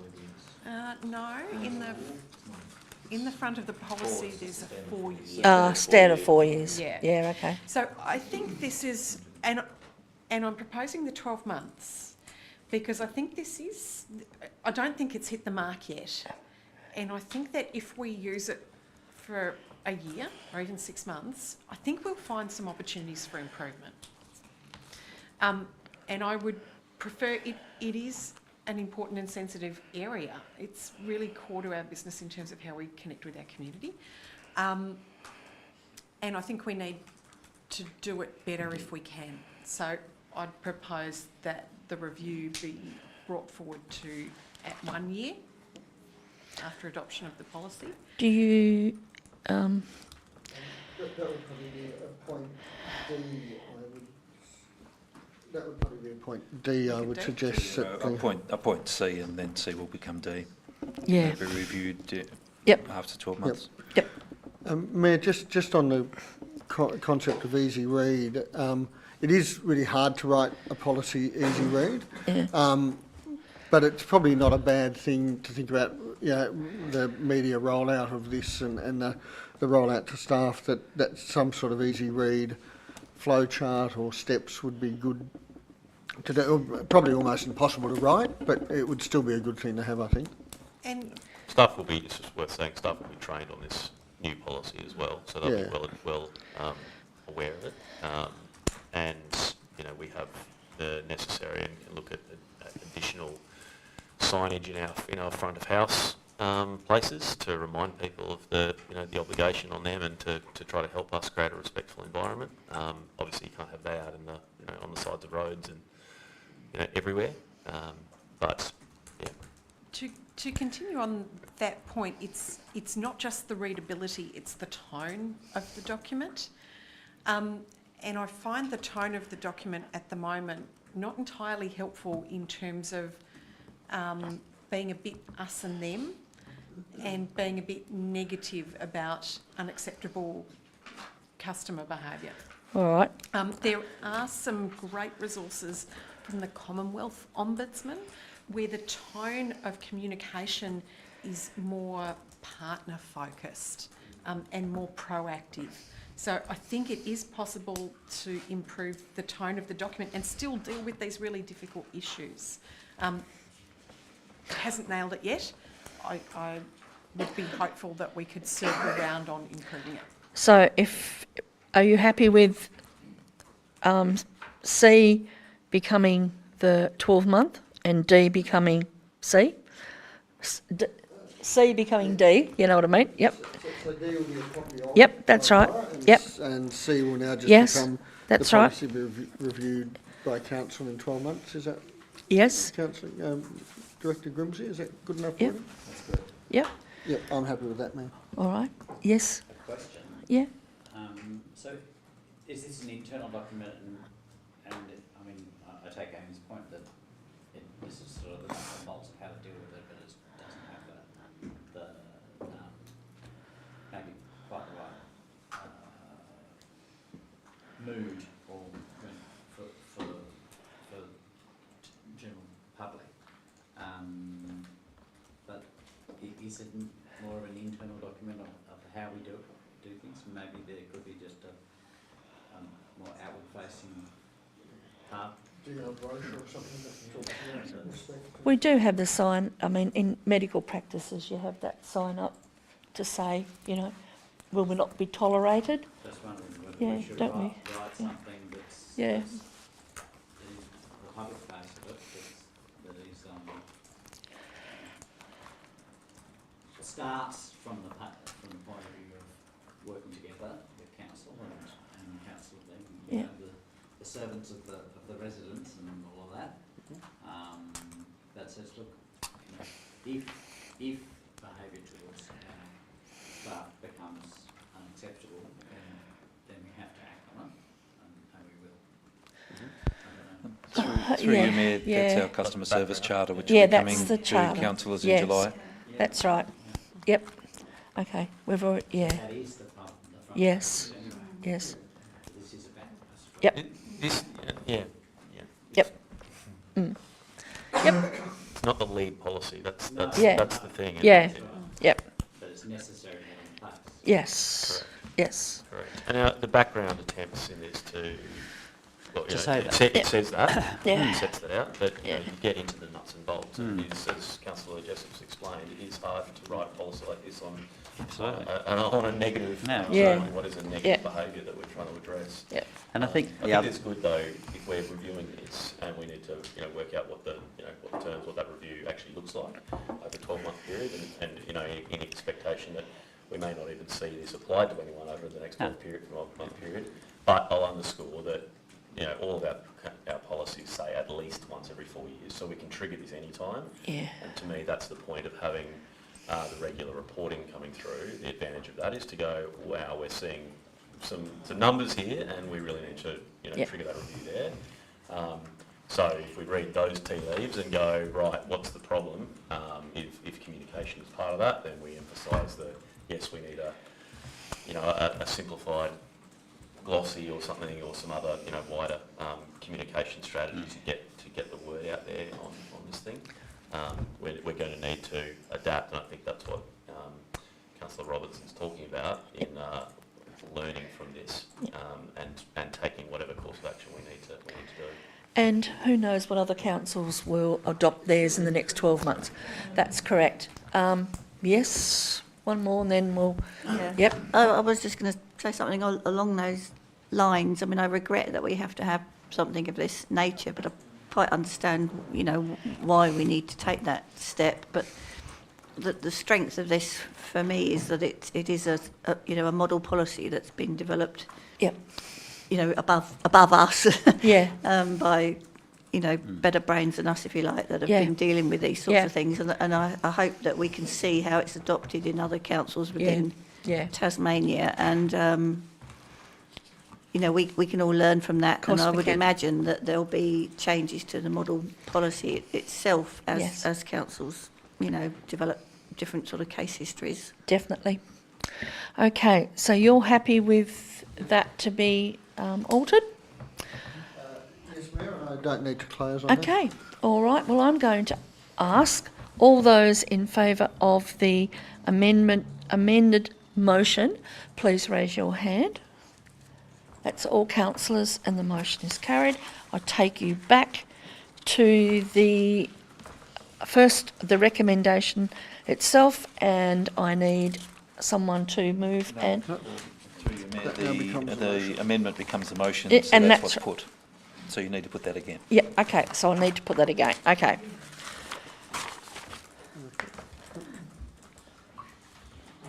And I need a seconder. No, and that's all those in favour. No more discussion. Okay. All those in favour of the 15.020/24 amended motion, please raise your hand. Is that right? You got there, yeah. God. I know. I said to you about this. Report number 15.021/24. See you later. Thank you. Financial hardship and payment assistance policy review. I refer councillors to the recommendation in this report. Do I have a councillor to move a motion, please? Councillor Jessup and Councillor Gibson. Councillor Jessup, would you like to? My amendments, no. I'm happy with that motion. Thank you, Mayor. Okay. Do I have any other questions or on this one? Wowzers. Okay. All right. Do you want to close? Good on you. Thank you. I'll put that motion. All those in favour, please raise your hand. That's all councillors, and the motion is carried.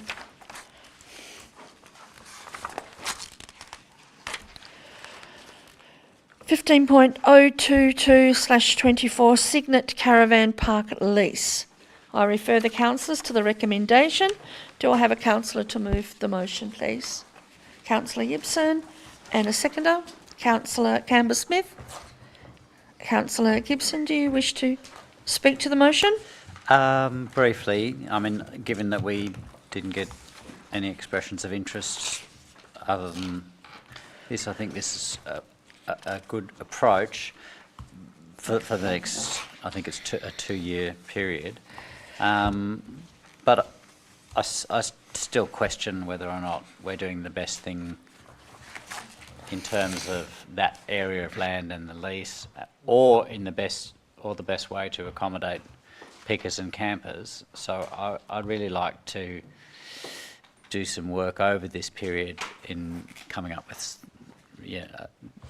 digging into it and trying to work out what's a better way forward, because it's something that's just been bumping along for a very long time, and I don't think it's perfect. Through you, Mayor, as discussed in the report, it is a matter that needs to be looked at, absolutely, particularly before the conclusion of the Crown lease.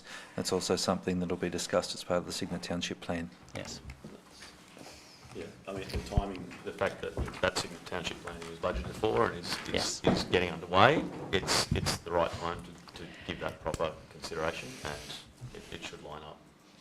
Good. Okay. Yes. Councillor Canberra-Smith and then Councillor Thorpe after that. Yeah, just a quick comment that one of the things that's mentioned in the report is the increasing number of people that are having to rely on caravan parks for sort of semi-permanent accommodation, and I think that's why it's so vital that it keeps going, at least, you know, while we do this review. Yeah, you're spot on there. That's a really crucial part in our communities at the moment. Yeah. You would know that, Councillor O'Neill, being there close. Yeah. Yes, Councillor Thorpe. I have a couple of questions with respect to the identified need of assistance. In the report it states that the operator has indicated they will consider continuing lease requesting the following terms. There's three terms of that. Sewage system pumping is the first one, which I'm comfortable with because I think that's a responsibility. But the waste disposal and lease rental assistance, I'm a bit confused in supporting that because I think the lease rental assistance they should be following our hardship policy. Through you, Mayor, the lease rental assistance actually isn't a part of it, so that included in paragraph 31, it's not in the recommendation. So they're willing to pay what the actual rental is. But you would have otherwise superseded the hardship policy anyway by doing this decision, because it would have to have come back to council. Yep, no, I understand that. And then the waste disposal, is there another example of us providing the actual cost of waste disposal for independent operators in the municipality? Through you, Mayor, I'm not aware of any, but this is the only site that we have which is a caravan park that we're seeking to maintain that council doesn't run. But we don't operate there. Correct. Do we have any other? Yes. Yeah, Mayor, thank you. I am concerned about the governance and of how we're doing this. There's not a lot of detail in the paper. I actually have to rely on people like Councillor O'Neill, who has actually mentioned that there are a lot of permanent vans based at that park, and he knows people who live there. Yep. I would have liked to have seen that in the paper to say that, you know, if we walk away from it, are we making 30 people homeless, or are we making 2 people homeless? But yeah, that said, I'm taking it on face value that there are people who are living there who are, and the Cygnet councillors are all nodding their heads, so I'm assuming that, because it is a social responsibility. But again, yeah, can we work through this to maybe, and I don't know if we have staff who are able to do. But I think we are working. That's what's there. If I can, but you know, can we be putting pressure on Housing Connect, I think it's called now, to make sure they've actually talked to those people to look at trying to get them into some of the social housing that's been built. You know, because we have approved quite a bit of social housing. So you know, can we maybe work through the director's area to look at that, so this isn't a problem in 2 years' time, because I just am gravely concerned about the fact that we're institutionalising people living in caravans in probably what isn't the best caravan park really anyway, you know, physically where it is and stuff. But it's so it's a broader governance issue for me, but I don't think we can do anything other than support it. But yeah, that's just my concern. Yeah, Thanks, and Mayor. I think the fruit season too relies heavily on this one. on the caravan park as well. Yes. But if you read, you know, the shelter snapshots and things, the waiting list for social housing is you know, getting on for 2 years now in any region, and it is actually legal to live in a caravan park, and it's happening more and more all over Tasmania. I mean, the numbers are quite extraordinary, and not just Tasmania, but the mainland. I just read a paper on it recently. So I think it would be, it'd be incredibly poor of us to, to shut this down at a time when it's one of the few options that people have if they, can't afford a rent or a house. I think there is some in, our other caravan park as well. There Not is, our there is. caravan Yeah, park. but there is, other private ones as well. Yes, Councillor O'Neill. Yeah, look, well, I think we've got no choice. We just got to pass it, and the 2-year Okay. time frame is gives us plenty of opportunity. Yeah. And there's things happening with the planning, so it's Yeah. a good sort of time frame. Yeah. And also, like the folk festival is very very reliant on that site as well. So Yeah. It Yep. is very, very active at that time of the year with the fruit pickers and everybody. Yes, Councillor Armstrong. Sorry, through you, Mayor, and probably totally unrelated, well, not unrelated, but maybe a different. The caravans that are there, other than the people that own the caravans that live in there long term, are they owned by the leasee? Yep. So Yes. Yeah. So they didn't come along with council. So council don't own any vans, just the infrastructure that services the park. Correct, Mayor, and not all the infrastructure is council's. No. Okay. Yeah, and we have a lease over Crown, is that? Yes, council has part of the land, or the majority of the land is a lease that council holds from the Crown, and part of the land is council-owned land which joins up with the recreation ground. Yeah. So is there a requirement for certain amenities for a caravan park that size when it's at maximum capacity? So, like, is there enough toilets and showers? And are there rules and regulations that council needs to abide by for that park when it is at maximum capacity? Through you, Mayor, there are no specific licensing requirements for the operation of caravan parks. There were many years ago. Certainly, it's an existing use, so it does not require any new planning permit or doesn't have to be brought up to any particular standards. So when you're constructing a building, that would have to, and amenities, that would have to consider maximum capacity. That's only if you're going to have a new build. Right, because that just concerns me a little bit, because if we're going to have people living in caravan parks and then we're going to have people staying in caravan parks, I feel that they should be able to have access to a decent amenity building. And I do note that some of the caravans down there have tarps and things over them, so they must leak. And leaking gives damp, and damp makes me be concerned about who's living in them. So, I mean, I know we need it, but I'd really like people, if they're going to be living there, to be living in a decent... And I don't know if council has any remit over any of that. But Well, it depends on what we class or you class as somewhere decent to live, because people that just need a roof.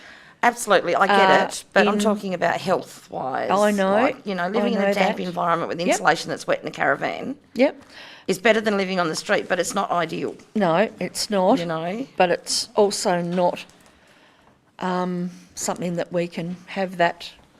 I'm only mentioning this because I know some of the people that live there, and I know they've always got chest infections and that it's cold, and, we've got these other issues to consider as well, which is why I'm touching on the health side of it and the amenities and showering and toilets, and not such a long way to walk. But I agree that we need to have them, but could we just make them better somehow? I don't know if we can. I know it's not our responsibility, but it kind of is, because we own it. But not... Yeah, I know, but so there's that shade of grey though, isn't there?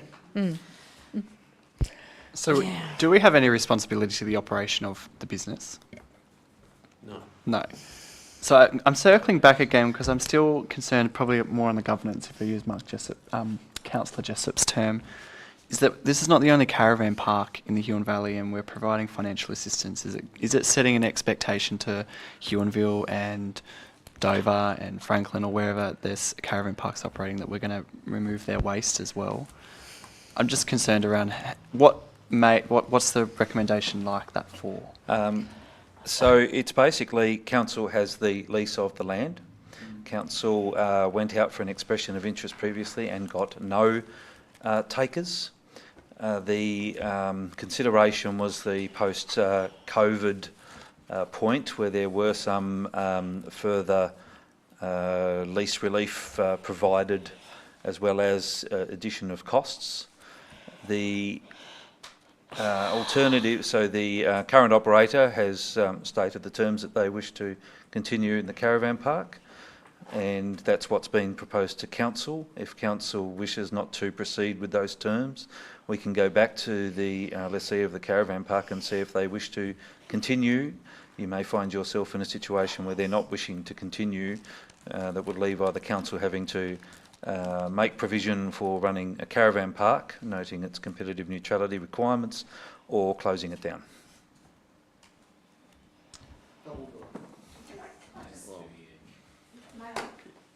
Yes. Yes. Well, that just sounds like blackmail. Really? I'm sorry. But, no, it's not. It's blackmail. No, well, yes, I'm partially joking, but it isn't. But it's not the point, though, is it? Because we have made a big hoo-ha about other caravan parks operating, and they have to pay full fees for everything. Yeah. And that was part of the whole agreement with the neutrality thing, and we weren't going to allow people to have that, and we couldn't be competitive. Council still owns it. They are a lessee, no different to any other lessee that would have to pay full fees for everything and amenities and, you know, what you're saying. So it isn't fair. So, I mean, you know, I am quite sure that when you lease a business, like, it does quite well most of the time. Not in winter, of course, but in summer it's a, you know, make your big money in summer and work it all the way through, you know, average it out, whatever. I don't think that, I think it shows bias and favouritism if we don't charge them what a normal business person would have to pay. I'm sorry, I don't mean that to sound cruel, but... And this is a technical question, but would it breach our competitive neutrality if we're seen to be giving one caravan park a leg up? No, that's not what competitive neutrality is. No. Okay. It's about Yeah. council running the business and what the costs associated with that are. Yeah. Yes, Councillor O'Neill. They are paying $10,000, aren't they? Yes.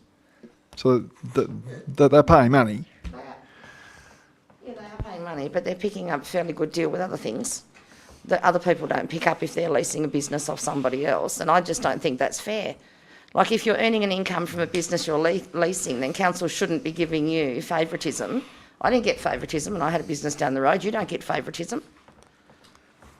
Sorry, don't mean to be blunt. But that's where the expression of interest comes in. Yeah. Like at that point, Nobody else. anybody could have stepped forward to say, well, I'll take it for $10,000, and nobody did. And even the current lessees don't want to do it for that. Can So I that's the... Yeah, just add, Mayor, if we were looking at a period of term of 5 years, and the council knew and had a clear direction that you're going to continue with the lease of that land, caravan park of that land, the advice would have been, we'd have gone for an expression of interest.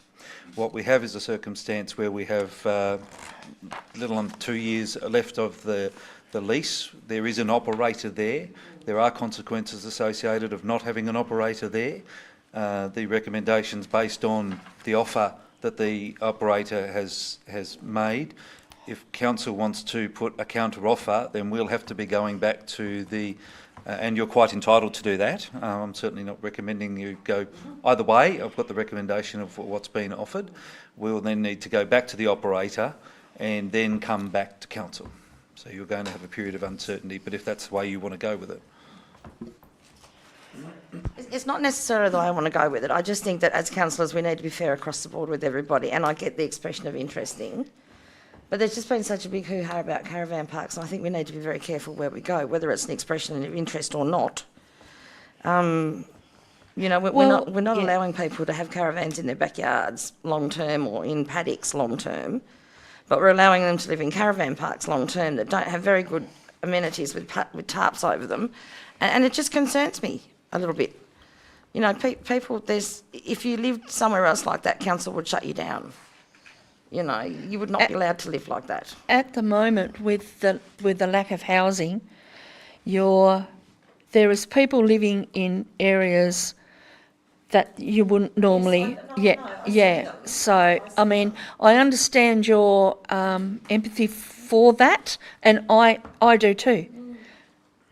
But I also realise that at this minute, there is nowhere And the waiting list, if they're not number on the waiting list, they're going to be waiting. So I think that I'll let you have your say, Paul, but I think that we need to make a decision and we need to vote whether we are going to vote for this or we're not. Just with regard to what you're saying, Mayor, I pick up hitchhikers and take them to the caravan park regularly, and they're always very happy to have a roof over their heads. Yep. My question was actually with regard to what Councillor Thorpe said, in terms of it being seen as giving rubbish as a thing, and maybe that it should just be a reduction in the lease rather than that we're providing a rubbish service.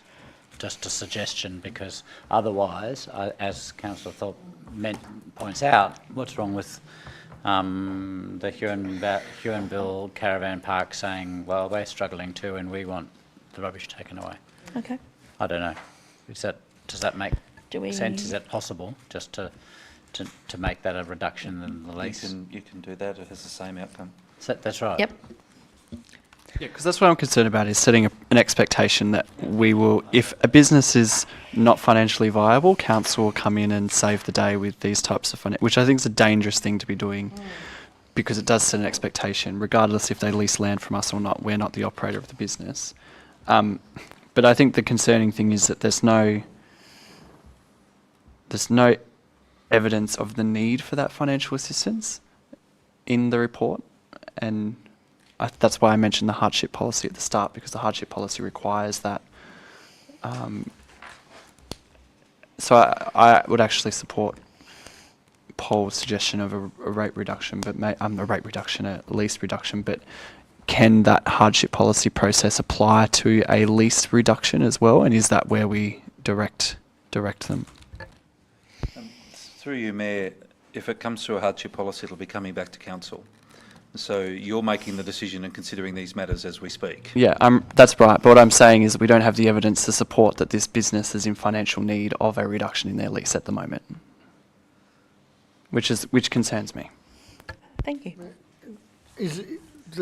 They're not actually saying they're in hardship, though. What they're basically saying is it's a 2-year lease. Is Crown Land are we going to extend the lease in 2 years' time, or not? Through you, Mayor, that's a discussion from council, having considered so how council considers Cygnet Town Plan and all those matters. We certainly won't be getting support from officers, I wouldn't suggest, in 2 years' time to be running a caravan park or sponsoring it. Yeah. So in other words, we are trying to lease a faulty product where we're saying to a guy, please stay for 2 years because we don't know what we're doing in 2 years' time, and good luck. It's a holding pattern. So I'd suggest, do we just amend the motion and make C that we lease it for an amount of $7,000, which is pretty well near enough, or 6,500 or something. Yeah. What about just 5,000? Sorry, Councillor Robertson, just for clarification on that, you'd be probably just focused on for the purpose of transparency what the benefit is given. So you would actually say lease rental assistance of $2,625 per annum. Yes. So that's the discount or the relief they get from the 10,000 is a 2,600. Oh, the connection. Why is there a hardship component? I think I made an exception. Yeah, Did you make that's an not. I think we're bound up in this hardship idea. What's been made is a commercial offer. Yeah. They've just provided this nuance to it, and that's been just faithfully put through by officers because it's how it's been put by the one interested party. Yeah. It's a commercial offer on, as Mark has said, is a faulty business. So any business looking, they have no security, long-term security to develop a business, whatever else. This is therefore their commercial offer of what they're prepared to continue, the terms under which they continue to operate. So I wouldn't be calling it a hardship or whatever. We'd just be saying we're at a $6,000 whatever fee. Lease, that's it, that's the lease. Which has been what it has been. It's a commercial with those. offer. So Hardship. then they've been there 10 years, haven't they? Long, yeah. No, they have Well, actually done quite a lot of work there too. Have they paid the same? Have they paid the same for the whole 10 years? have they been the same for the last 10 years? Have they paid the same fees for the last 10 years? No, the fees have risen over Yeah. that time. Yeah. I was all right, I was just questioning Yes, conditions. Councillor Armstrong. Robinson. So my governance concern with the payment structure would be that when you shift the financial liability for an operation, and I'm talking about the sewage pumping and the domestic waste disposal, to someone else, there's no incentive to improve your efficiency there, and every incentive just to maximise the cost to council. Recognising that it's potentially capped. So that's one concern from a governance point of view for me. And then the other comment I would make with discussion around the hardship policy is that I can see that if council were to change the payment terms of this lease from the 10,000 that's been offered by the business, I can see that at this late stage, and in winter with a low turnover, that could be very difficult. And what I do note is that the hardship policy doesn't necessarily come to council. That's only for forgiving payments. It contains provisions to manage the timing of payments. And so, for example, I would think that it would seem quite reasonable that if council wanted to change the nature of payments, that our financial policy for hardship there would be able to address the budget impacts on the operation by deferring that rise in payments to later on when they're in peak season. And I guess that's the other part of the picture, is council charging this operator. That we're assuming that the operator is saying they can't pass that charge on to their customers. No, they've just come out and said, yeah, they're not going to do it unless this is the terms. Or they can walk away. They'll As I walk just said, away. it's a commercial offer. We've been really sidetracked by this hardship. Yeah, thing. yeah. It's irrelevant. It's a commercial offer. Yeah. So we can take it, we can leave it, or we can go back to them and say, no, we want you to pay the full 10,000. We reject this waste disposal component, or we can accept those things, moderate it, and it just becomes that's the lease payment, which is that reduced? Correct. Yeah. No rent support, whatever else commentary. Just that's the lease. Yeah. Yes. Yeah. Yes. That's the right way to go. Yes, Councillor Burgess. Yeah, thank you. It's pretty straightforward. There's been a lot of assumptions around that there is a hardship going on here. Yeah. Not even mentioned No. in any of the literature. So can we just move on, please? Okay, thank you. Right, so are we accepting the recommendation as it is, or was there that we go with the 6,375? I think I moved it. Yes, through you, Mayor, Councillor Gibson, I'm Councillor happy Campbell-Smith. Yeah. So that will be... I'm happy to amend it to keep it simple Yep. as just a reduced lease. And taking Councillor Thorpe's Yep. point about... So, Mayor, that would be included in paragraph B, just as at a lease rental of $6,375. Paragraph C is Gets no longer deleted. applicable. Thank you. Are you happy with that? Yep, and Providing that they still know, or part of the lease agreement is that we would still do what we said we'd do, as in pumping out the sewage. No. no, they do it. They do it, but Yeah. we pay. Oh. Yeah, we'll give them, yeah, Yeah. There's a risk for yeah. anything Yeah. going wrong or the damage rates going up. It just Yep. make it clean. Yep, and that way that's something that they can claim back anyway. There's an incentive for them to reduce. Yeah, the that's amount right. of rubbish they put out. Yep. Yep. And All they're right. responsible for their own business. Exactly. So, we are happy to, you're happy, you've got to close or? No, I think enough said, thanks. Okay, all right. All those in favour of adding in that it's 6,375 in B and removing C? All those in favour, please raise your hand. It's all councillors. The motion is carried. 15.023/24, review of delegated authority.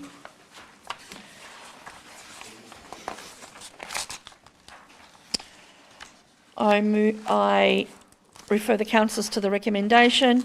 Do I have a councillor to move a motion?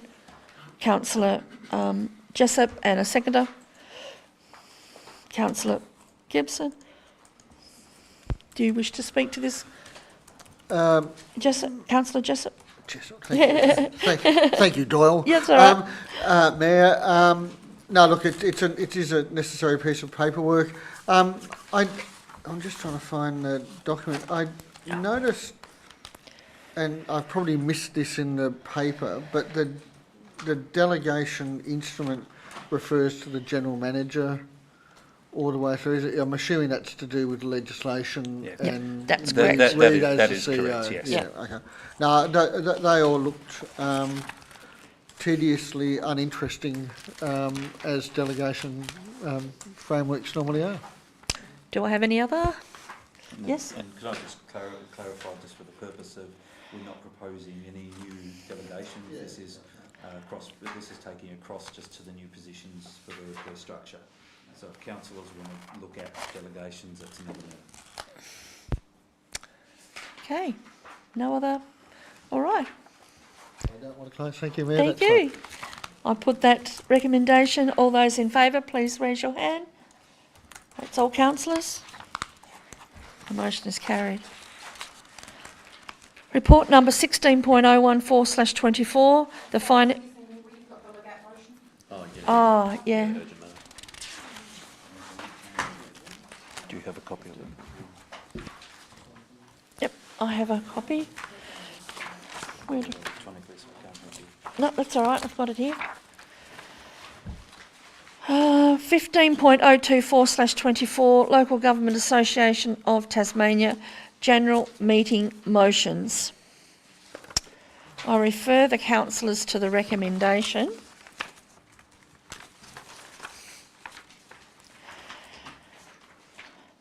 The report on establishment of council positions on a motion to be considered at the Local Government Association of Tasmania General Meeting on the 26th of July 2024 be received and noted. B, it is appropriate that discretion should be retained by the Mayor to vote on behalf of Council subject to debate, amendments to motions and debate content.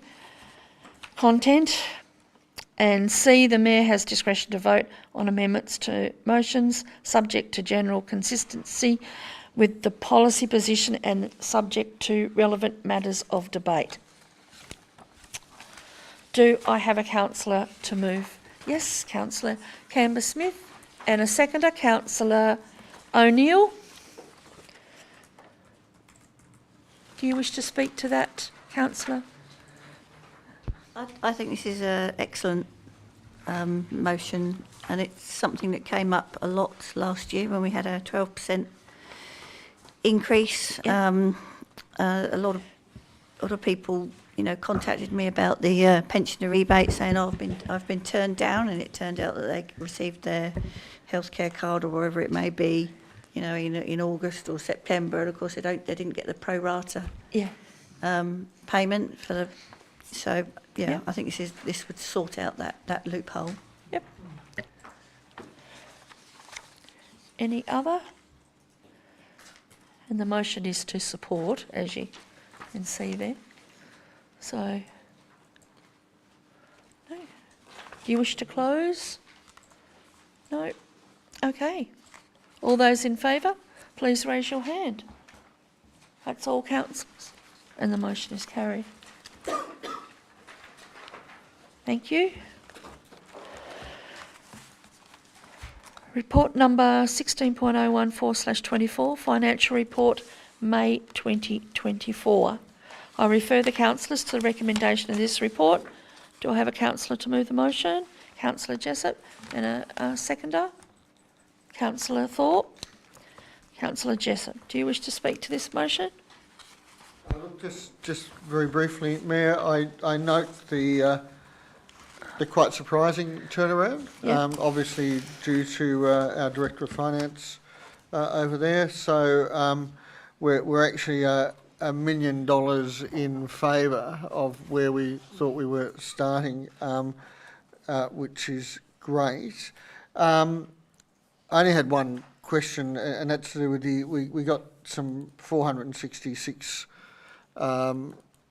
$501,000 for an additional financial assistance grant. Is that tied to anything, or is that just money to do with as we please? I'll pass that through to the Director.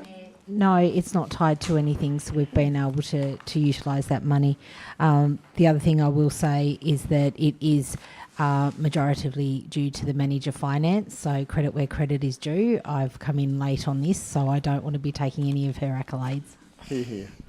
But no, and well done, Tracy. No, look, it's a good turnaround, and obviously we've had some tailwinds like interest rates and stuff like that. It does. I suppose the only question in my mind is that we've just gone through a rate increase based on some assumptions which now look to be not quite as good. But we will bank that benefit this year. But obviously, when we look at rates again next year, we are a bit ahead of the game. So we probably should think about that. Yep. Through you, Mayor, there are still some assumptions, obviously, in terms of how we might pitch up in 24-25. So whilst we have a budget and we have a forecast, we always look at the worst case scenario to a degree to ensure that we do remain financially sustainable, and particularly around our long-term financial plan. So we will be unpacking that even further in the 24-25 year. It is May, so hopefully the gap between our forecast and fact will be very narrow, I'm hoping, by the time we get to the end of the year. And I'm hoping that we might even be able to force the hand on some money for our locums that we've had to, with the budget that we've had for medical. We might be able to nail that back soon. And anybody who talks to me about doctors, I say go and talk to Guy Barnett. I think we should all do that. Thank you, Mayor. Thanks, Mayor. But look, well done to the team, and and obviously all parts of council contribute to financial responsibility. So it's not just the finance team; it's roadworks, it's everyone. So well done. Thank you. Thank you. Do I have any other questions? Yes, Councillor Gibson. I noticed the planning's down 150. And I assume that's because wages remain the same without the income from planning applications, and that everybody's gainfully employed with the shifting of the planning scheme across, and there's plenty of work to do. It's just not being paid for. Yeah, I think we would have a really serious problem if we were still on the trajectory of incoming development applications and having to balance the current load from converting to the so it's fortuitous as in a way. well as moving to land build. So but the team are pedaling very hard. Don't know if you want to add anything to that, Matt, but gainfully employed and very much looking forward to the technical officer that's coming on board to really focus and help on that customer service interface around planning. Great. I think we had some vacancies too, didn't we, that we've benefited from those timing things, Okay. Do we have any other for the budget? No. Wish to close? No, I commend the motion. Thank you. So all those in favour of moving the motion, please raise your hand. That's all, councillors. The motion is carried.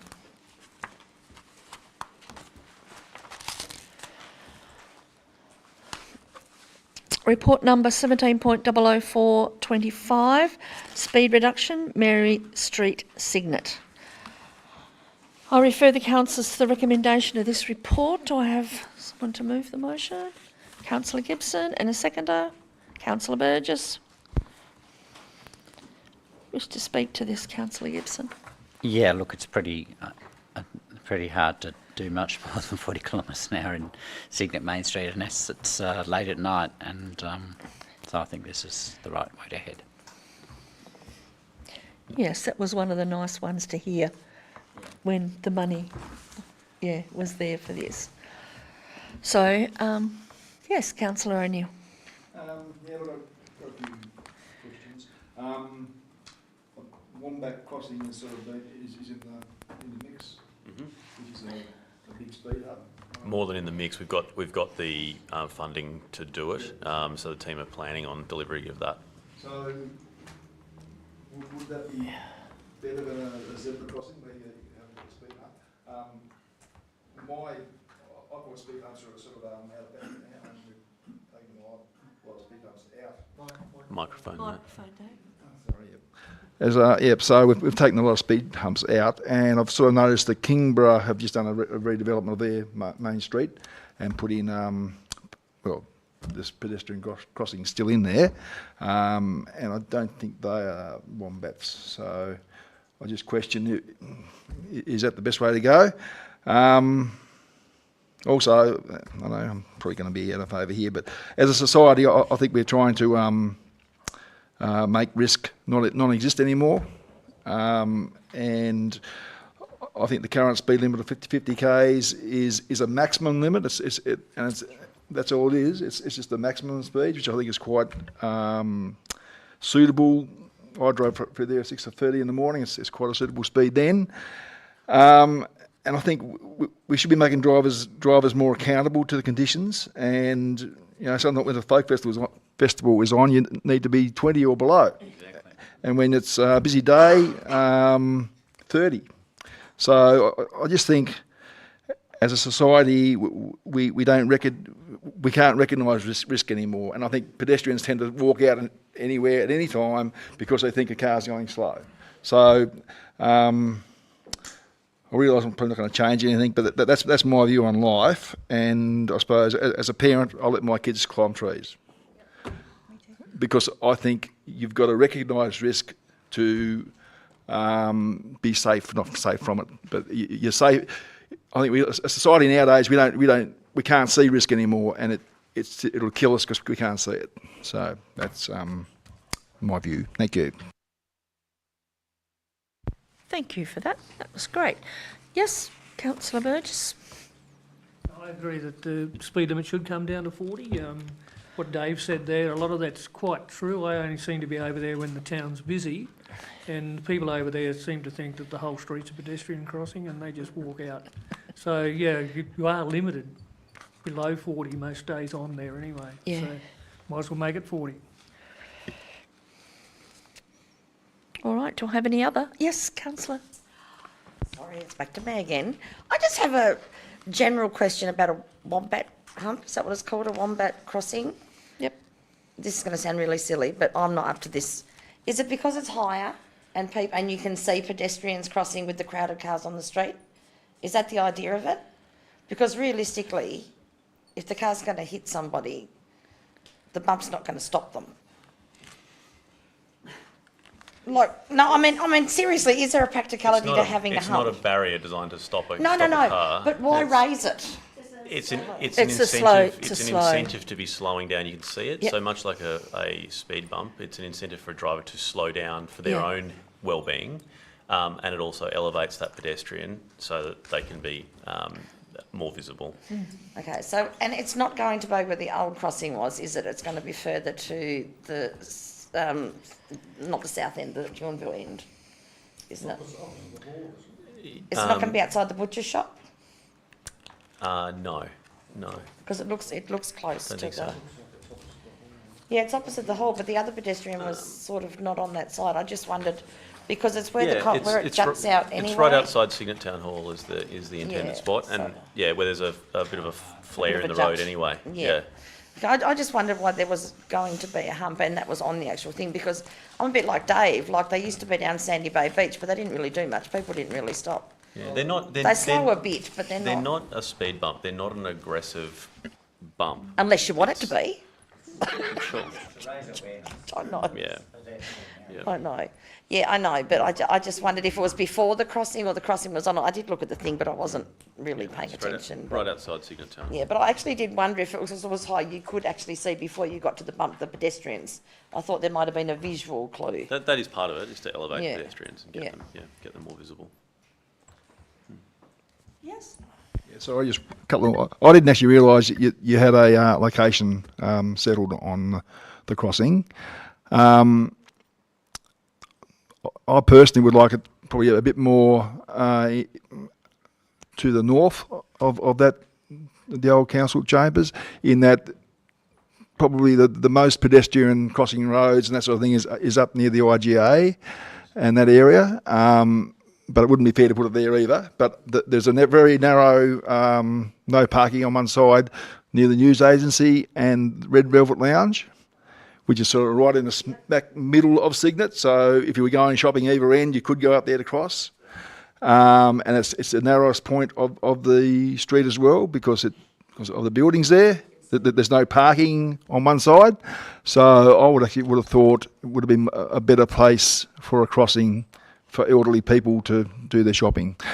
And the other thing I didn't mention is I really like the new school crossings with the illuminated lights and that sort of thing. I think that helps traffic control a lot more than cover your ass signs that nobody takes any notice of sometimes. So there you go. Thank you. Can we take note of that? Yeah. Yeah. Do you have any comment on that crossing location? Don't have to. Yeah, through your mayor, the selection of a crossing location, there's many factors coming to consider, including side distance, the width of the street, and where the natural pedestrian paths gonna like. So, but at the end of the day, a one-way crossing, as you said exactly right, not gonna stop you get run over by a car, but it definitely raises awareness, and always there's put that way. To manage the road safety requires a number of pillars to contribute, including education and physical controls, like having the one-way crossing, have the pedestrian crossing there, and also reducing the speed is because the new kind of it's called safe system approach is designed for the road is nowadays designed for people who make mistakes, not the people who got common sense. It's like, so therefore it's changing from 50 to 40. It's going to reduce the consequence, acknowledging that drivers make mistakes when they drive on the road. And having this one-way crossing is further reduce the risk of people who are not pay attention to the speed limit in the area, which is a maximum speed, not a targeted speed, would help to further reduce or bring the speed more to a realistic figure rather than you have a wide open road with a 40 sign. Unlikely anyone going to follow that speed limit kind of situation. Is there an opportunity for where it goes to change? Can I Yes. just answer that? Just Yeah. so this obviously when this report was done, and it was a four-noting component that we'd applied, and since this has been completed, we've now actually received the grant funding for that, so it's in play. So the recommendation that we've got in front of us is just around the speed limit because we didn't know where we were going with the Wombat crossing. I don't know if that is the rolled gold must be location. We'll come back to you and let you know. And if there's and just take on board if there's a preference up there. If we can do it, then we'll consider it and let you know. All right, much appreciated. Okay, yes, Councillor Amber-Smith. Just briefly, reducing the speed limit to 40 is not only about improving safety, it also improves sort of livability for the people in the area because, reduction in noise and just, the general pleasance and amenity of the area when you've got a slightly lower speed limit through a place like Cygnet. Thank you. Okay. Councillor Gibson, do you? All right, okay. Well, I'll put that motion to all those in favour. Please raise your hand.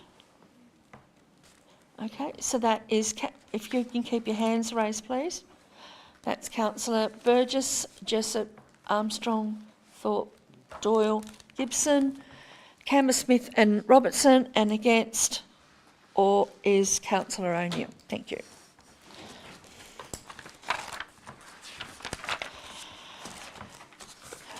Report number 18.006/24 NRM grants. I refer councillors to the recommendation of this report. Do I have a councillor to move the motion, please? Councillor Armstrong, and a seconder, Councillor Cambersmith. Do you wish to speak to this, Councillor Armstrong? Okay. Do I have anybody else that has... Yes, Councillor Robinson? I think I'd like to move an amendment to the motion. And I'm interested in some discussion on this, but I'm a little concerned at it's the project proposed for the largest amount of funding. So it's the Russ Trust Landcare Group, which appears to be on a private property, but the evaluation report rated that particular proposal at 12 out of 25 in the scoring. So one of my questions is whether we have a lower end threshold at which we decide that projects aren't actually suitable for funding.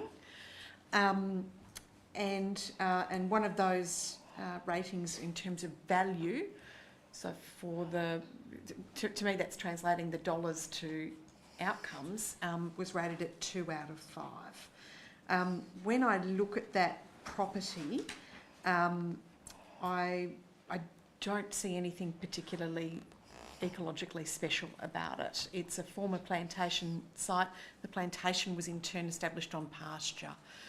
So returning that sort of landscape to native forest is a more difficult task, not necessarily a bad objective, but it's more difficult, and it's going to cost more compared to a site that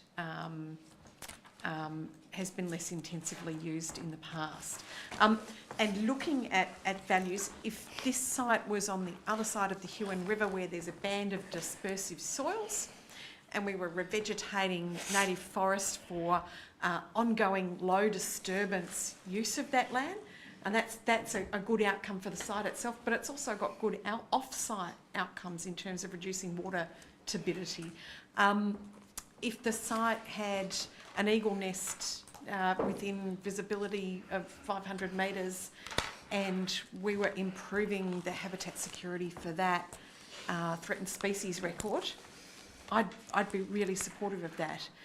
But it's surrounded by extensive native forest. It's on the more difficult end of rehabilitation prospects, and I'm not necessarily seeing bang for buck. I don't necessarily say this in criticism of the project. Great, but I think there's perhaps a bit of a root cause issue here where we do lack an NRM strategy at the moment. I think that if we were in a better space, and I trust that we will be in a year or two from now, in terms of having good strategic planning behind our NRM, behind our climate change approach, these dollars might create much more bang for buck, a 5 out of 5 in value if you like, in a site where threatened species impacts are much more at the front end and climate change and water quality benefits are much greater. Okay, so what would you like to do? I think I'd like to see that value halved. And I guess that's just a recognition that the bang for buck isn't... So this is funded by our ratepayers, ultimately. And if the bang for buck isn't there so much, then our ratepayers don't foot so much of the bill. So And there's a lot of private plantation owners out there who would like to put native forest back on their properties and who aren't getting any benefit from council funds. So that would be the proposal, change it to 2,000. Right, can I just get some, just...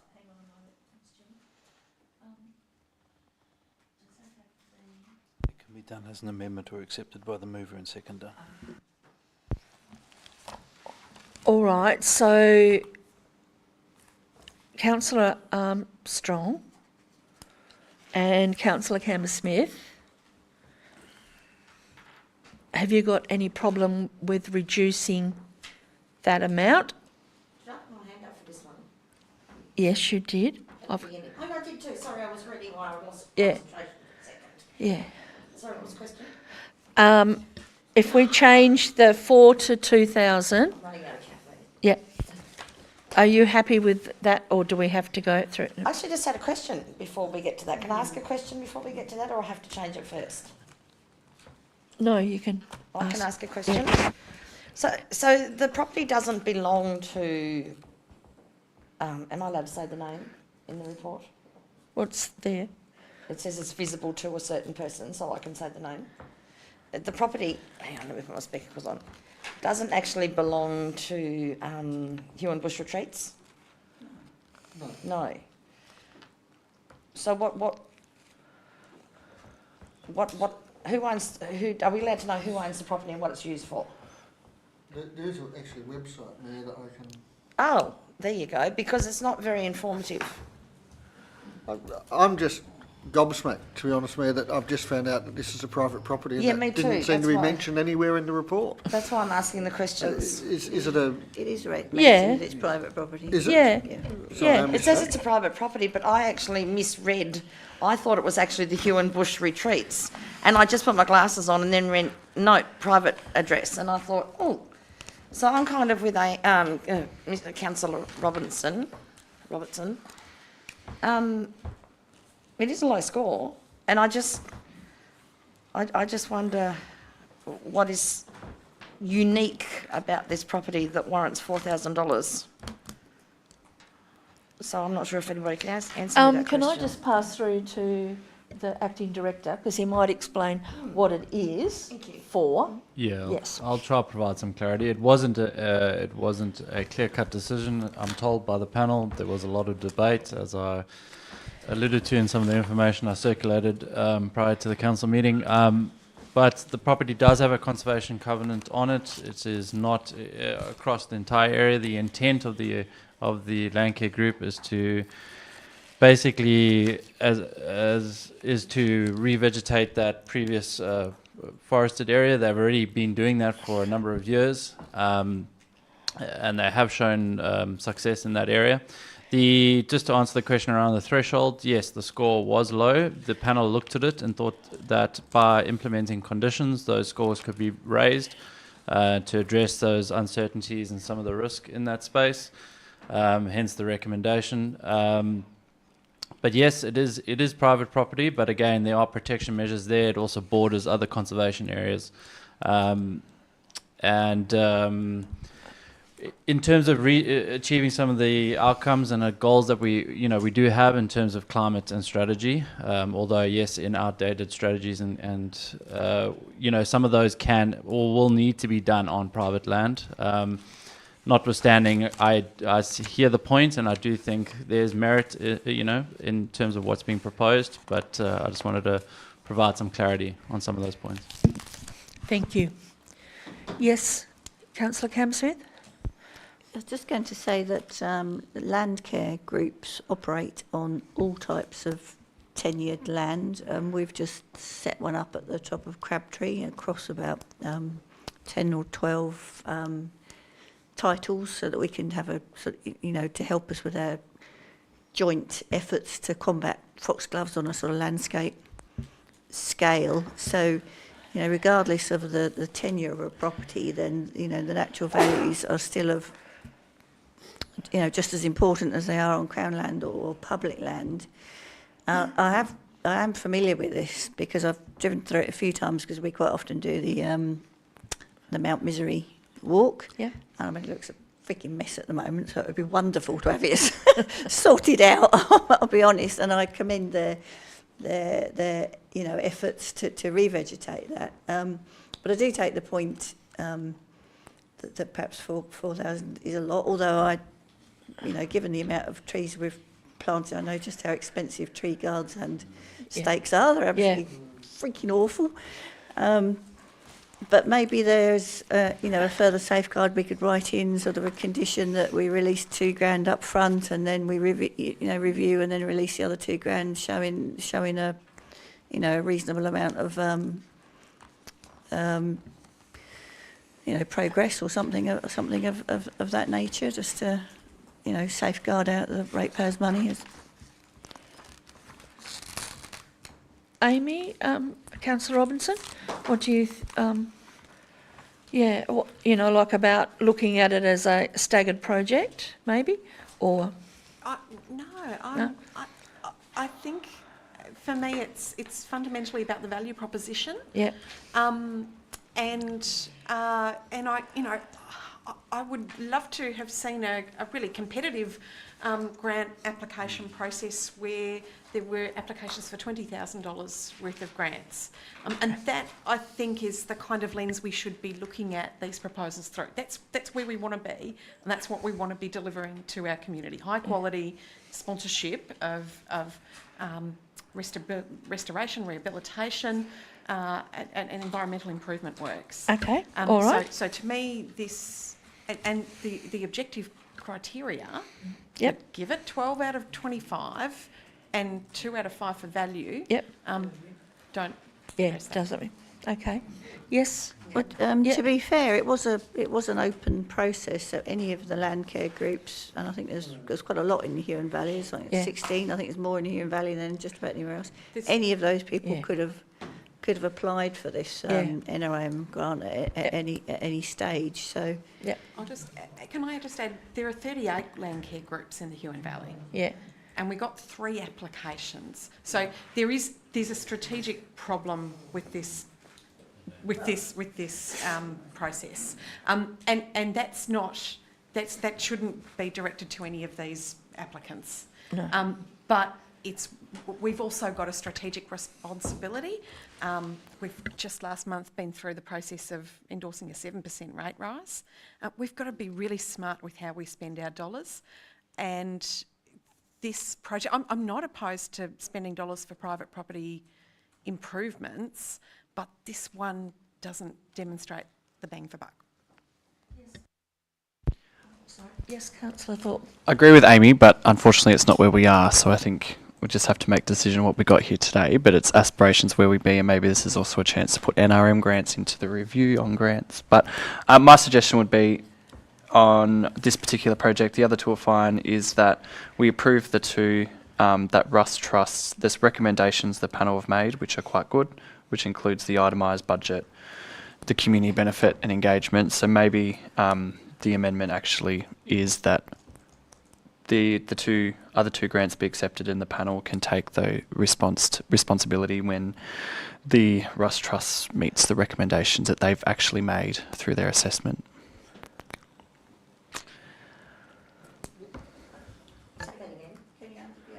Can you simplify that a bit? So the money wouldn't be released, I don't think, until the panel's requirements are met, I would think. They're currently recommendations, so there might be a question, is the recommendations, if we are to make the decision of passing these 3 today, are the recommendations an obligation of the recipients? They are. Never mind then. Can I just comment? I think Councillor Robinson makes a very simple and valid point. Yeah. That you can reflect the input into this by looking at the value that's expected to be derived from it, and that's where your simple halving is coming from. 25 divided by 2, 12, right? So 12 and a half. Yeah. So that's effectively what that proposition looks like. Yeah. So I think that's a pretty straightforward cut and gives a clear strategic direction henceforward that we focus on funding value and be brave enough to reject things that aren't actually hitting the mark. Yeah. This is exactly the kind of setup that we need to do, and Toby's talked about that, wider grant review and just generally governing these things. They've gone on in a pretty loose state for a long time, and this is the second or third council meeting. We're now talking again about grants and the administration of them, and it's not lost on me, but it's also something that we've got all these other things that we're dealing with, as you know.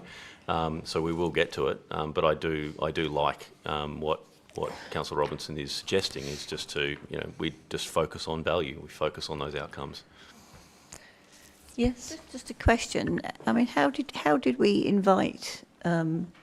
Did it go out with the land care documentation as well? So did the invite to put in a grant application go through land care to all land care groups, or was it just put out on a media release? I mean, how did we advertise it? Yeah, there were multiple channels. So Landcare Tasmania, we used their channels. We did our own releases, put it on our website, did direct engagement. I will just clarify that we actually had 6 applications. Unfortunately, 3 were not valid because they didn't have landowner consent. So there was principally around Crown land.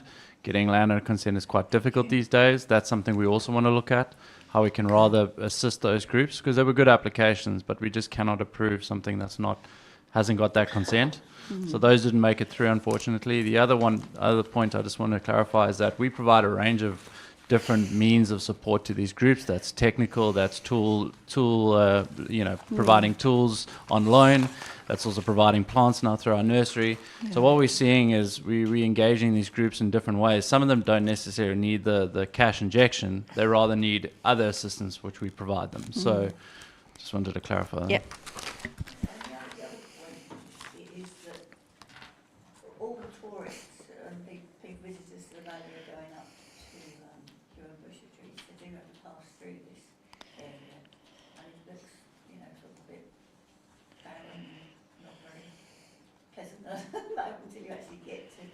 until you actually get to Huon Bush retreats. So, it would have a wider benefit than the purely natural values, because it would improve the whole entrance to that, tourist attraction. Not that that's necessarily a criteria we should take on board, but let's be clear, that's not a criteria. No. Let's be clear, it's not a criteria. Okay, all right. Yes. Thank you, Mayor. If this was an employment selection and somebody got under 50%, you wouldn't give them the job, I suppose, is my concern. And I'm glad that staff did have a long debate about it. I take your point, you've got a lot on your plate, but I'd certainly encourage a discussion with staff is to set in their mind a minimum criteria. That if somebody doesn't get to 12, the other point I suppose to ask them is, if all 6 were successful and there was a fight for the funds, would this have got funded? And I have a sneaking suspicion it probably wouldn't have if there was a more competitive process. So is it an absolute criteria, or is it, oh shit, we've got to spend the money, let's just spend the money? No. Anyway, but that's, Completely agree, and that's exactly why I just like that just raw value proposition, because it's something that whilst we do have all this busy stuff on, we are working on change and culture and all these things, and it's something that really just clearly articulates we go for value, and we can start working on that stuff now. Yes, Councillor Roberts. The other comment I'll make is that, for example, Huon Island is private land, so it's not mostly. No, mostly. So it's not a private land thing. In my mind, and it wasn't a 50% of related to the rating. It was halving the 4,000 also brought it back to the scale of the other grants being awarded. Friends of Huon Island was $2,490, and Yep. The Yep. other one was 500. Yep. So it brought it back within scale Yep. of the other grants. Yep. All right. So, Councillor Armstrong, are you happy to take it back to the $2,000? I am, Yeah. because I would have swapped it. I would have said 4,000 for Friends of the Huon and 2,000 for the other. I would have turned it around if it had been me. But I am happy with that. Thank you. Suggestion.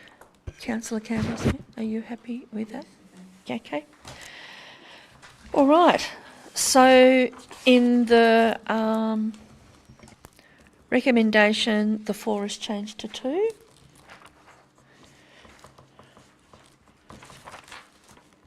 All right. Okay. All those in favour, please raise your hand. That's carried. That motion is carried. And close council. 19.027/24. Thank you. We're about to move into closed council, so I'd like to thank those in the gallery who have now gone tonight for attending and those watching at home. The next ordinary meeting of council is on Wednesday, the 31st of July at 6 p.m.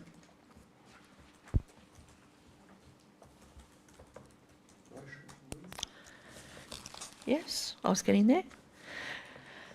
The recommendation is that the meeting now be closed to the public at 8:56. Pursuant to Regulation 15 of the Meeting Procedures Regulations to discuss the following matters. Do I have a councillor to move a motion to go into closed? Councillor Thorpe, and a seconder, Councillor Robertson. All those in favour, please raise your hand. That's all councillors. I advise that in accordance with Huon Valley Council's audio recording of council meeting policy, recording of the open session of the meeting ceased at